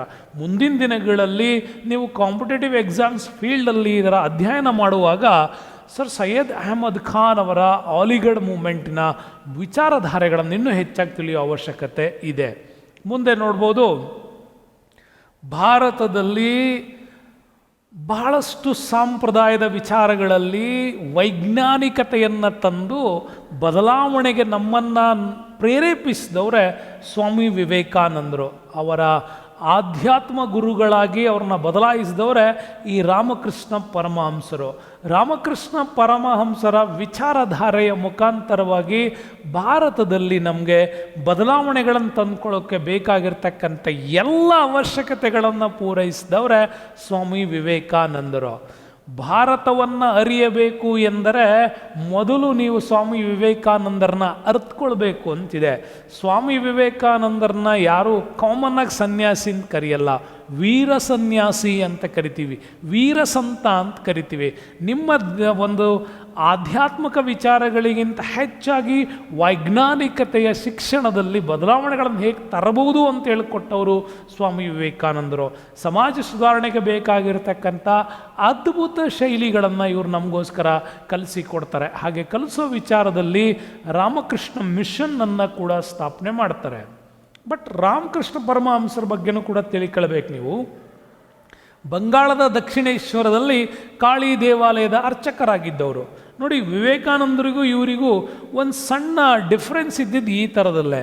ಅವರು ಮೂರ್ತಿ ಪೂಜೆಗಳ ವಿಚಾರದ ಮುಖಾಂತರ ಧಾರ್ಮಿಕ ಅಭಿವೃದ್ಧಿಯ ಜ್ಞಾನಗಳನ್ನು ಹೇಳಿಕೊಟ್ರೆ, ಸ್ವಾಮಿ ವಿವೇಕಾನಂದರು ಆಧ್ಯಾತ್ಮದಲ್ಲಿ ಬದಲಾವಣೆಗಳನ್ನು ಬಳಸೋದಕ್ಕೆ ಇವರು ಮಾಡಿದರು. ಹಾಗಾಗಿ ಇವರಿಬ್ಬರ ಚಿಂತನೆಗಳು ಒಂದೇ ಇದ್ದರೂ ಮಾಡುವ ಹೇಳುವ ವಿಚಾರಗಳಲ್ಲಿ ಬದಲಾವಣೆಗಳು ಇಬ್ಬರದೂ ಇತ್ತು ಅಂತ ಹೇಳ್ಬೋದು. ಹಾಗಾಗಿ ಚಿಂತನೆಯು ಭಾರತೀಯ ಸಂಸ್ಕೃತಿಯ ಆಧಾರ ಅಂತ. ಹಾಗಾಗಿ ಅದರ ಪ್ರಕಾರವಾಗಿ ಎಲ್ಲ ಪಂಥಗಳು ಕೂಡ ಸಮಾನ. ಯಾವ ದೇವರು ಪಂಥ ಮುಖ್ಯ ಅನ್ನುವುದಕ್ಕಿಂತಲೂ ಆಧ್ಯಾತ್ಮದ ಸಾಕ್ಷಾತ್ಕಾರ ಮುಖ್ಯ ಅಂಥೇಳಿ ಇವರು ನಂಬ್ತಾರೆ. ಅಂದರೆ ನೀವು ಯಾವುದೋ ಒಂದು ಧರ್ಮನ ಫಾಲೋ ಮಾಡ್ತೀರಿ, ಯಾವುದೋ ಒಂದು ದೇವರನ್ನು ಫಾಲೋ ಮಾಡ್ತೀರಿ ಅನ್ನೋಕ್ಕಿಂತಾಗಿ ಅದರಲ್ಲಿ ಇರ್ತಕ್ಕಂಥ ಆಧ್ಯಾತ್ಮದ ಸಾಕ್ಷಾತ್ಕಾರ ಮಾಡ್ಕೊಳ್ಳಿ. ಆಗ ನೀವು ಅದನ್ನು ಒಂದು ಡೆವಲಪ್ಮೆಂಟ್ ಮಾಡ್ಕೊಳ್ಳೋಕ್ಕೆ ಅವಕಾಶ ಇರುತ್ತೆ ಅಂತ ಕೂಡ ಹೇಳ್ತಾರೆ. ಹಾಗಾಗಿ ನೋಡಿ, ಕಾಳಿ ದೇವಾಲಯ ಆರಾಧನೆ ಮಾಡ್ತಿದ್ದಂಥ ಗುರುಗಳ ವಿಚಾರ ಇತ್ತು ರಾಮಕೃಷ್ಣ ಪರಮಹಂಸರು. ಆದರೆ ಅವರೂ ಕೂಡ ವಿಗ್ರಹಾರಾಧನೆಯಲ್ಲಿ ನಂಬಿಕೆ ಹೊಂದಿದ್ದವರು. ಆದರೆ ನಿಸ್ವಾರ್ಥ ದೈವ ಭಕ್ತಿಯನ್ನು ಆ ಮೂಲಕ ಇವರು ಸಮಾಜಕ್ಕೆ ತಿಳಿಸ್ತಾರೆ. ನೀವು ಮೂರ್ತಿ ಎದುರುಗಡೆ ಕೂತಿದ್ದೀರಿ ಅಂದರೆ ಮೂರ್ತಿಯ ಆರಾಧನೆಗಿಂತ ನಿಮ್ಮ ಅಂತಃಸತ್ವದಲ್ಲಿ ಒಂದು ನಿಸ್ವಾರ್ಥ ದೈವ ಭಕ್ತಿ ಇರುತ್ತಲ್ಲ, ಅದನ್ನು ಪ್ರೇರೇಪಿಸ್ಕೊಳ್ಬೇಕು ಅಂತ. ಹಾಗಾಗಿ ಸ್ವಾಮಿ ವಿವೇಕಾನಂದರು ರಾಮಕೃಷ್ಣ ಪರಮಹಂಸರ ಆತ್ಮೀಯ ಶಿಷ್ಯರು ಕೂಡ ಹೌದು. ಹಾಗಾಗಿ ಸ್ವಾಮಿ ವಿವೇಕಾನಂದರು ತಮ್ಮ ಗುರುಗಳಾಗಿರ್ತಕ್ಕಂಥ ರಾಮಕೃಷ್ಣ ಪರಮಹಂಸರ ಅನೇಕ ಧ್ಯೇಯಾದರ್ಶಗಳನ್ನು ಪ್ರಚುರಪಡಿಸ್ಲಿಕ್ಕಾಗಿಯೇ ಇವರು ರಾಮಕೃಷ್ಣ ಮಿಷನ್ನನ್ನು ಕೂಡ ಸ್ಥಾಪನೆ ಮಾಡ್ತಾರೆ. ಹಾಗೆ ಸ್ಥಾಪನೆ ಮಾಡಿದಾಗ ಅಲ್ಲವ್ರು ತಿಳ್ಕೊಳ್ಳೋ ವಿಚಾರ ಇಷ್ಟೇ, ಸರ್ವಧರ್ಮ ಸಮನ್ವಯ ತತ್ವವನ್ನು ಪ್ರಚಾರ ಮಾಡ್ತಾರೆ. ನೋಡಿ, ಸರ್ವಧರ್ಮ ಸಮನ್ವಯ ತತ್ವ, ಎಲ್ಲ ಧರ್ಮಗಳನ್ನೊಳಗೊಂಡಂತೆ ಈ ದೇಶವನ್ನು ಕಟ್ಟಬೇಕು ಅನ್ನೋ ವಿಚಾರ, ಅದನ್ನು ಅನುಷ್ಠಾನಗೊಳಿಸ್ತಾರೆ. ಇದರ ಉದ್ದೇಶ ಆಗಿತ್ತು. ಹಾಗಾಗಿ ರಾಮಕೃಷ್ಣ ಮಿಷನ್ನ ಆಶ್ರಮಗಳು ಜಗತ್ತಿನೆಲ್ಲೆಡೆ ತಮ್ಮ ಶಾಖೆಗಳನ್ನು ಸ್ಥಾಪನೆ ಮಾಡ್ತವೆ. ಹಾಗಾಗಿ ಪ್ರಾಚೀನ ಆಧುನಿಕ ಪಾಶ್ಚಾತ್ಯ ತತ್ವಜ್ಞಾನಿಗಳ ಮಿಲನವನ್ನು ಈ ರಾಮಕೃಷ್ಣ ಮಿಷನ್ನ ಬೋಧನೆಗಳಲ್ಲಿ ನೀವು ಕಾಣ್ಬೋದು. ಇನ್ನು ಸ್ವಾಮಿ ವಿವೇಕಾನಂದರು ಜೀವನ ಪ್ರೀತಿಯಲ್ಲಿರುವ ಮಹತ್ವವನ್ನು ತೆರೆದಿಟ್ಟು ಭಾರತೀಯರನ್ನ ಎಚ್ಚರಗೊಳಿಸುವಂತಹ ಒಬ್ಬ ಕ್ರಾಂತಿಕಾರಿ ಸನ್ಯಾಸಿ ಅಂತ. ನೀನೊಬ್ಬ ಭಾರತೀಯ ಅನ್ನುವ ಕಾನ್ಸೆಪ್ಟನ್ನು ನಮಗೆ ತರ್ತಾರೆ. ಯಾವುದೇ ಧರ್ಮ ಜಾತಿ ಅಲ್ಲ, ನೀನೊಬ್ಬ ಭಾರತೀಯ, ಯು ಆರ್ ಎ ಇಂಡಿಯನ್ ಅನ್ನುವಂಥ ಮನವರಿಕೆ ಮಾಡಿಕೊಟ್ಟಂತಹ ಕ್ರಾಂತಿಕಾರಿ ಸನ್ಯಾಸಿ ಅಂತಲೇ ಕರೀಲಾಗ್ತದೆ. ವ್ಯಕ್ತಿ ಮತ್ತು ವ್ಯಕ್ತಿಯ ಇರುವಿಕೆ ಮತ್ತು ಅವನ ಸಾಮರ್ಥ್ಯದ ಬಗ್ಗೆ ಇವರು ಮಹತ್ವ ಕೊಡಲಿಕ್ಕೆ ಟ್ರೈ ಮಾಡ್ತಾರೆ. ನೀನೊಬ್ಬ ಪರ್ಸನ್ ಅಂದರೆ ನಿನ್ನಲ್ಲೂ ಕೂಡ ಕೆಲವು ಇಂಟ್ರೆಸ್ಟ್ಗಳಿದೆ, ನಿನ್ನಲ್ಲೂ ಕೆಲವು ಸಾಮರ್ಥ್ಯಗಳಿವೆ. ಆ ಇಂಟ್ರೆಸ್ಟು ಮತ್ತು ಸಾಮರ್ಥ್ಯ ಇವೆರಡನ್ನು ಒಟ್ಟುಗೂಡಿಸ್ಕೊಂಡ್ಬಿಟ್ರೆ ನೀನೊಬ್ಬ ಮಹತ್ವಪೂರ್ಣವಾದಂಥ ವ್ಯಕ್ತಿ ಆಗ್ತಿ ಅಂಥೇಳಿ ಇವರು ವ್ಯಕ್ತಿ ಮತ್ತು ವ್ಯಕ್ತಿಯ ಇರುವಿಕೆ ಮತ್ತು ಸಾಮರ್ಥ್ಯಕ್ಕೆ ಮಹತ್ವವನ್ನು ಕೊಡೋದ್ರ ಮುಖಾಂತರವಾಗಿ ಮೋಕ್ಷಕ್ಕಾಗಿ ನೀನು ಮಾಡಬೇಕು ಅನ್ನೋದಾದರೆ ಪ್ರಾರ್ಥನೆಗಳನ್ನು ಮಾಡು, ಯೋಗ ಸಾಧನೆಗಳನ್ನು ಮಾಡು ಅಂತ. ಪ್ರಾರ್ಥನೆಗಳನ್ನು ಮಾಡು ಅಂದರೆ ಯಾವುದೋ ಒಂದು ದೇವರಿಗೆ ನೀನು ಪ್ರಾರ್ಥನೆ ಮಾಡ್ತಾ ಇದೆಯಾ ಅಂದರೆ ನಿನ್ನ ಮನಸ್ಸು ಏಕಾಗ್ರತೆಗೆ ಬರ್ತದೆ ಅನ್ನುವಂಥ ವಿಚಾರವನ್ನು ಅವ್ರು ಹೇಳ್ತಾರೆ. ಇದೇ ದೇವರಿಗೆ ಮಾಡು, ಅವರಿಗೇ ಮಾಡು ಅಂತಲ್ಲ.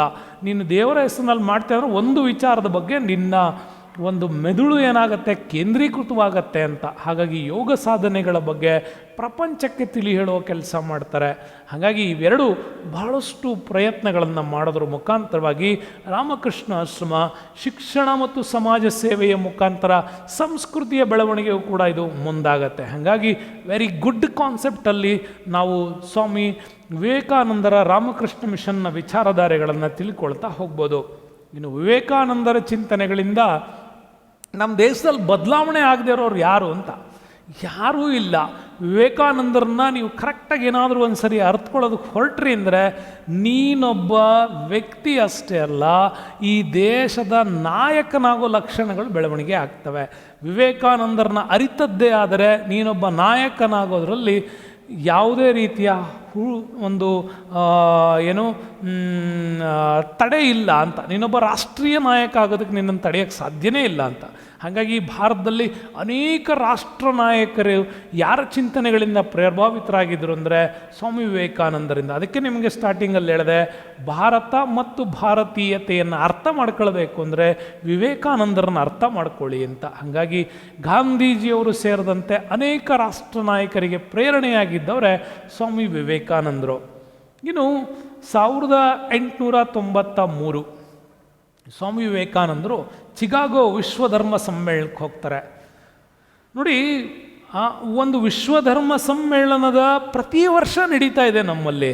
ಈ 1893ರಲ್ಲಿ ನಡೆದ್ಮೇಲೆ ನಡೆದೇ ಇಲ್ಲ ಅಂತಲ್ಲ, ಪ್ರತಿ ಸಾರಿ ನಡೀತಾ ಇದೆ. ಪ್ರತಿ ಸಾರಿ ಭಾರತದಿಂದ ಅಲ್ಲಿಗೆ ಭಾರತವನ್ನು ಪ್ರತಿನಿಧಿಸಿ ಹೋಗ್ತಾನೆ ಇದ್ದಾರೆ. ಆದರೆ ಇದುವರೆಗೂ ನಮ್ಮ ತಲೆನಲ್ಲಿ ಉಳ್ಕೊಂಡಿರೋ ಸ್ವಾಮಿ ವಿವೇಕಾನಂದರು ಮಾತ್ರ.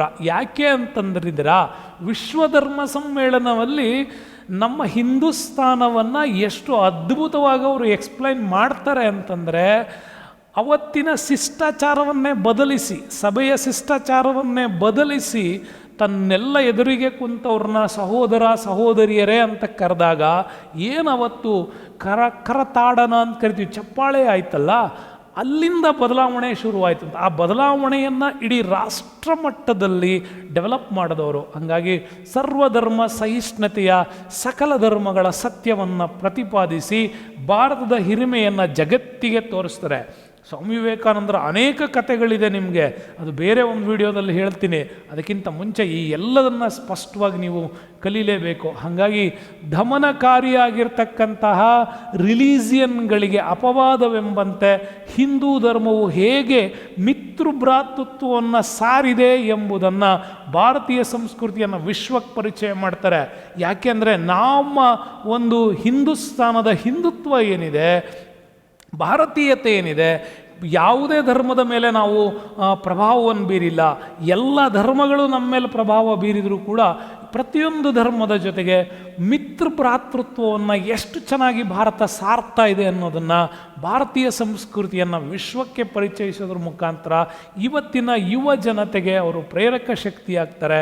ಅವರೇನೆ ಸ್ವಾಮಿ ವಿವೇಕಾನಂದರು. ಹಾಗಾಗಿ ಇವರನ್ನು ಕ್ರಾಂತಿಕಾರಿ ಸನ್ಯಾಸಿ ಅಂತಲೇ ಕರೆಯೋದು. ಆ ನಂತರ ಭಾರತದಲ್ಲಿ ಬದಲಾವಣೆ ಬರೆಸಿದ್ದು ಥಿಯೋಸಾಫಿಕಲ್ ಸೊಸೈಟಿ, ಬ್ರಹ್ಮವಿದ್ಯಾ ಸಮಾಜ ಅಂತ ಕೂಡ ಕರಿತೀವಿ. ಈ ಥಿಯೋಸಾಫಿಕಲ್ ಸೊಸೈಟಿ ಮೂಲತಃ ಸ್ಥಾಪನೆಯಾಗಿದ್ದು ಅಮೇರಿಕಾದಲ್ಲಿ ಈ ಒಂದು ಸಂಸ್ಥೆಯನ್ನು ಸ್ಥಾಪನೆ ಮಾಡಿದವರು ಮೇಡಮ್ ಬ್ಲಾವೆಟ್ಸ್ಕಿ ಮತ್ತು ಕರ್ನಲ್ ಆಲ್ಕಾಟ್ ಅಂತ ಕರಿತೀವಿ, HS ಆಲ್ಕಾಟ್ ಅಂತ. ಈ ಒಂದು ಸಮಾಜಕ್ಕೆ ಸೇರಿಕೊಂಡ ಐರಿಷ್ನ ಮಹಿಳೆ ಅವರೇನೆ ಅನಿ ಬೆಸೆಂಟ್. ಈ ಅನಿ ಬೆಸೆಂಟ್ ಥಿಯೋಸಾಫಿಕಲ್ ಸೊಸೈಟಿಗೆ ಅಮೇರಿಕಾದಲ್ಲಿ ಸೇರಿಕೊಂಡು ಥಿಯೋಸಾಫಿಕಲ್ ವಿಚಾರಗಳನ್ನು ಚೆನ್ನಾಗಿ ತಿಳ್ಕೊಂಡಾದ್ಮೇಲೆ ಈ ಥಿಯೋಸಾಫಿಕಲ್ಗೆ ಬೇಸ್ಮೆಂಟ್ ಎಲ್ಲಿಂದ ಬಂತು, ವಿಚಾರಧಾರೆಗಳು ಅಂತ ಗೊತ್ತಾಗುತ್ತೆ. ಇದು ಭಾರತೀಯ ಸಂಸ್ಕೃತಿಯ ಪ್ರಭಾವದಲ್ಲಿದೆ ಅಂತ. ತಕ್ಷಣವೇ ಅವರು ಪ್ರಭಾವ ಬೀರಿದ ವ್ಯಕ್ತಿಗಳೇ ಈ ಮಟ್ಟಿಗೆ ವಿಚಾರಗಳನ್ನು ಹೇಳಬೇಕಾದ್ರೆ ಹಾಗಾದರೆ ಮೂಲದಲ್ಲಿ ಎಷ್ಟು ಚೆನ್ನಾಗಿರ್ಬೋದು ಇದು ಅಂಥೇಳಿ ಭಾರತಕ್ಕೆ ಬರ್ತಾರೆ ಅನಿ ಬೆಸೆಂಟ್ ಅವರು ಭಾರತಕ್ಕೆ ಬಂದ ಮೇಲೆ ಈ ಸಮಾಜದ ಮುಖಾಂತರವಾಗಿಯೇ ಯಾವುದೇ ಭೇದ ಭಾವ ಇಲ್ಲದ ವಿಶ್ವ ಭ್ರಾತೃತ್ವದ ನಿರ್ಮಾಣದ ಪರಿಕಲ್ಪನೆಯನ್ನು ಹೇಗಿತ್ತು ಅನ್ನೋದನ್ನು ತಿಳ್ಕೊತಾರೆ.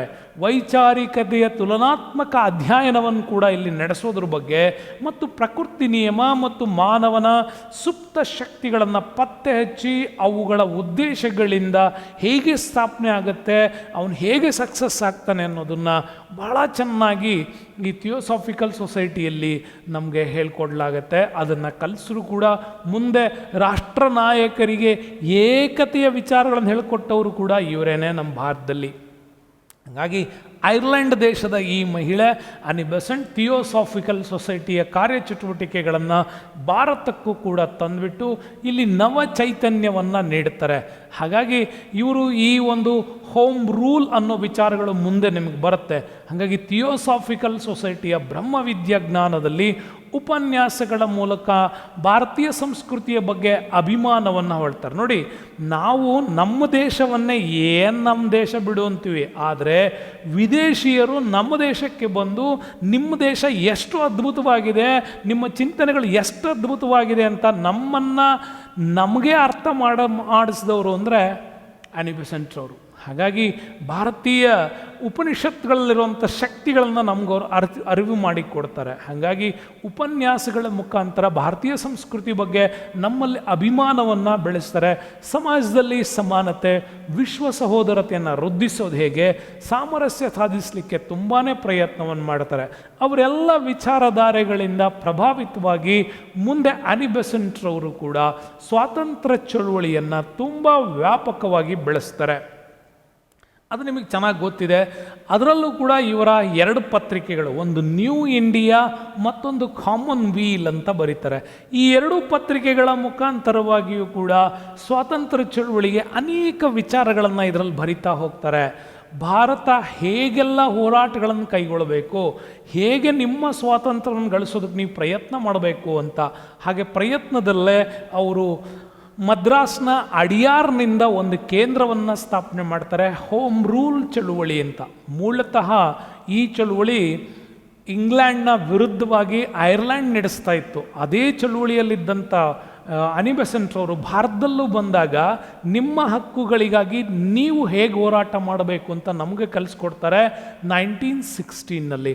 ಹೋಮ್ ರೂಲ್ ಚಳುವಳಿಯ ಒಂದು ಶಾಖೆ ಮದ್ರಾಸ್ನ ಅಡಿಯಾರಲ್ಲಿದ್ದರೆ ಬಾಲ್ಗಂಗಾಧರ್ ತಿಲಕ್ ಅವರು ಪುಣೆಯಿಂದ ಸ್ಥಾಪನೆ ಮಾಡ್ತಾರೆ. ಹೀಗೆ ಪ್ರತಿ ಪ್ರಾಂತ್ಯಗಳಲ್ಲೂ ಕೂಡ ಒಂದೊಂದು ಪ್ರಾಂತ್ಯಗಳಿಂದ ಹೋಮ್ ರೂಲ್ ಅನ್ನುವಂಥ ಮೂಮೆಂಟ್ ಸ್ಟಾರ್ಟ್ ಆಗುತ್ತೆ. ಇದು ಮುಂದೆ ರಾಷ್ಟ್ರೀಯ ಹೋರಾಟದಲ್ಲಿ ಪ್ರಮುಖ ಪಾತ್ರ ಕೂಡ ವಹಿಸುತ್ತೆ. ಮುಂದೆ ಇದೇ 1916ರಲ್ಲಿ ಹೋಮ್ ರೂಲ್ ಚಳುವಳಿಯ ಮುಖಾಂತರವಾಗಿ ಆನಿ ಬೆಸೆಂಟ್ ರವರು ಲಕ್ನೋದಲ್ಲಿ ಒಂದು ಸಮ್ಮೇಳನ ನಡೀತು, ನ್ಯಾಷನಲ್ ಕಾಂಗ್ರೆಸ್ ಸಮ್ಮೇಳನ. ಅದಕ್ಕೆ ಭಾರತದಲ್ಲಿ ಎಲ್ಲ ಮೂಲಗಳಿಂದ ಭಾರತೀಯ ನಾಯಕರನ್ನ ಒಟ್ಟುಗೂಡಿಸ್ಬಿಟ್ಟು ನಮ್ಮ ದೇಶ ಹೇಗೆ, ನಾವು ಹೇಗೆ ಹೋರಾಟ ಮಾಡಬೇಕು, ಹೇಗೆ ನಾವು ಬ್ರಿಟಿಷರಿಂದ ಸ್ವತಂತ್ರ ಪಡ್ಕೊಳ್ಬೇಕು ಅನ್ನುವಂಥ ವಿಚಾರಧಾರೆಯನ್ನು ಅದರಲ್ಲಿ ಮಂಡಿಸ್ತಾರೆ. ಹಾಗಾಗಿ ಲಕ್ನೋ ಒಪ್ಪಂದ ಅಂತ ಕೂಡ ನಡೀತು. ಎಲ್ಲರನ್ನ ಒಟ್ಟುಗೂಡಿಸಿ ಏಕತೆಯಿಂದ ಇಲ್ಲಿ ಹೋರಾಟ ಮಾಡೋಣ ಅಂತ ಮಾಡ್ತಾರೆ. ಆ ಉದ್ದೇಶಕ್ಕಾಗಿಯೇ ಮುಂದೆ 1917ರ ರಾಷ್ಟ್ರೀಯ ಕಾಂಗ್ರೆಸ್ ಅಧಿವೇಶನಕ್ಕೆ ಇವ್ರನ್ನ ಅಧ್ಯಕ್ಷರನ್ನಾಗಿ ಮಾಡಿಬಿಟ್ಟು ಆ ಮುಖಾಂತರವಾಗಿ ಭಾರತೀಯ ತಾತ್ವಿಕತೆ ಮತ್ತು ಸ್ವತಂತ್ರ ಚಳುವಳಿಗೆ ಇವರು ಅನೇಕ ಕೊಡುಗೆಗಳನ್ನು ನೀಡೋದ್ರ ಮುಖಾಂತರವಾಗಿ ಭಾರತದಲ್ಲೊಂದು ರಾಷ್ಟ್ರೀಯತೆಯನ್ನು ಪ್ರತಿಬಿಂಬಿಸ್ತಾರೆ. ಹೀಗೆ ಬೆಳೆದು ಬಂದಂತಹ ರಾಷ್ಟ್ರೀಯತೆಯಿಂದಾಗಿಯೇ ಭಾರತದಲ್ಲಿ ಆನಿ ಬೆಸೆಂಟ್ ರವರು ನಮಗೆ ಬಹಳ ಪ್ರಮುಖರಾಗಿ ಉಳ್ಕೊಳ್ತಾರೆ. ಈ ಎಲ್ಲ ಹೋರಾಟಗಳ ಒಂದು ವಿಚಾರ ಇಷ್ಟೇ, ಭಾರತದಲ್ಲಿ ಸಮಾಜ ಸುಧಾರಣೆಗಳಿಗಾಗಿ ಏನೇನು ಅವಶ್ಯಕತೆ ಇದೆ ಅನ್ನೋದನ್ನು ಬಹಳ ಸ್ಪಷ್ಟವಾಗಿ ಹೇಳಿಕೊಟ್ಟವರು. ನಮಗೇನೆ ನಮ್ಮ ಜ್ಞಾನವನ್ನು ನಮಗೇನೆ ಅರಿವು ಮೂಡಿಸಿದಂತಹ ಒಬ್ಬ ಶ್ರೇಷ್ಠ ವ್ಯಕ್ತಿ ಅಂತಂದರೆ ಥಿಯೋಸಾಫಿಕಲ್ ಸೊಸೈಟಿಯ ಮೇಡಮ್ ಆನಿ ಬೆಸೆಂಟ್ ರವರು. ಹೀಗೆ ಇವರ ಹೋರಾಟದ ವಿಚಾರಧಾರೆಗಳನ್ನು ತಿಳ್ಕೊಳ್ಳೋದ್ರ ಮುಖಾಂತರ ನೀವು ಈ ಪಾಠದಲ್ಲಿ ಕಂಪ್ಲೀಟಾಗಿ ಭಾರತೀಯ ಸಮಾಜ ಸುಧಾರಣೆ ಮತ್ತು ಧಾರ್ಮಿಕ ವಿಚಾರಗಳನ್ನು ತಿಳ್ಕೊಂಡಿದ್ದೀರಿ. ಮುಂದಿನ ಪಾಠದಲ್ಲಿ ಮತ್ತೆ ಭೇಟಿಯಾಗೋಣ. ನೀವು ಇಷ್ಟು ಅದ್ಭುತವಾದಂಥ ಸರಣಿಗಳು ನಡೀತಾ ಇದೆ.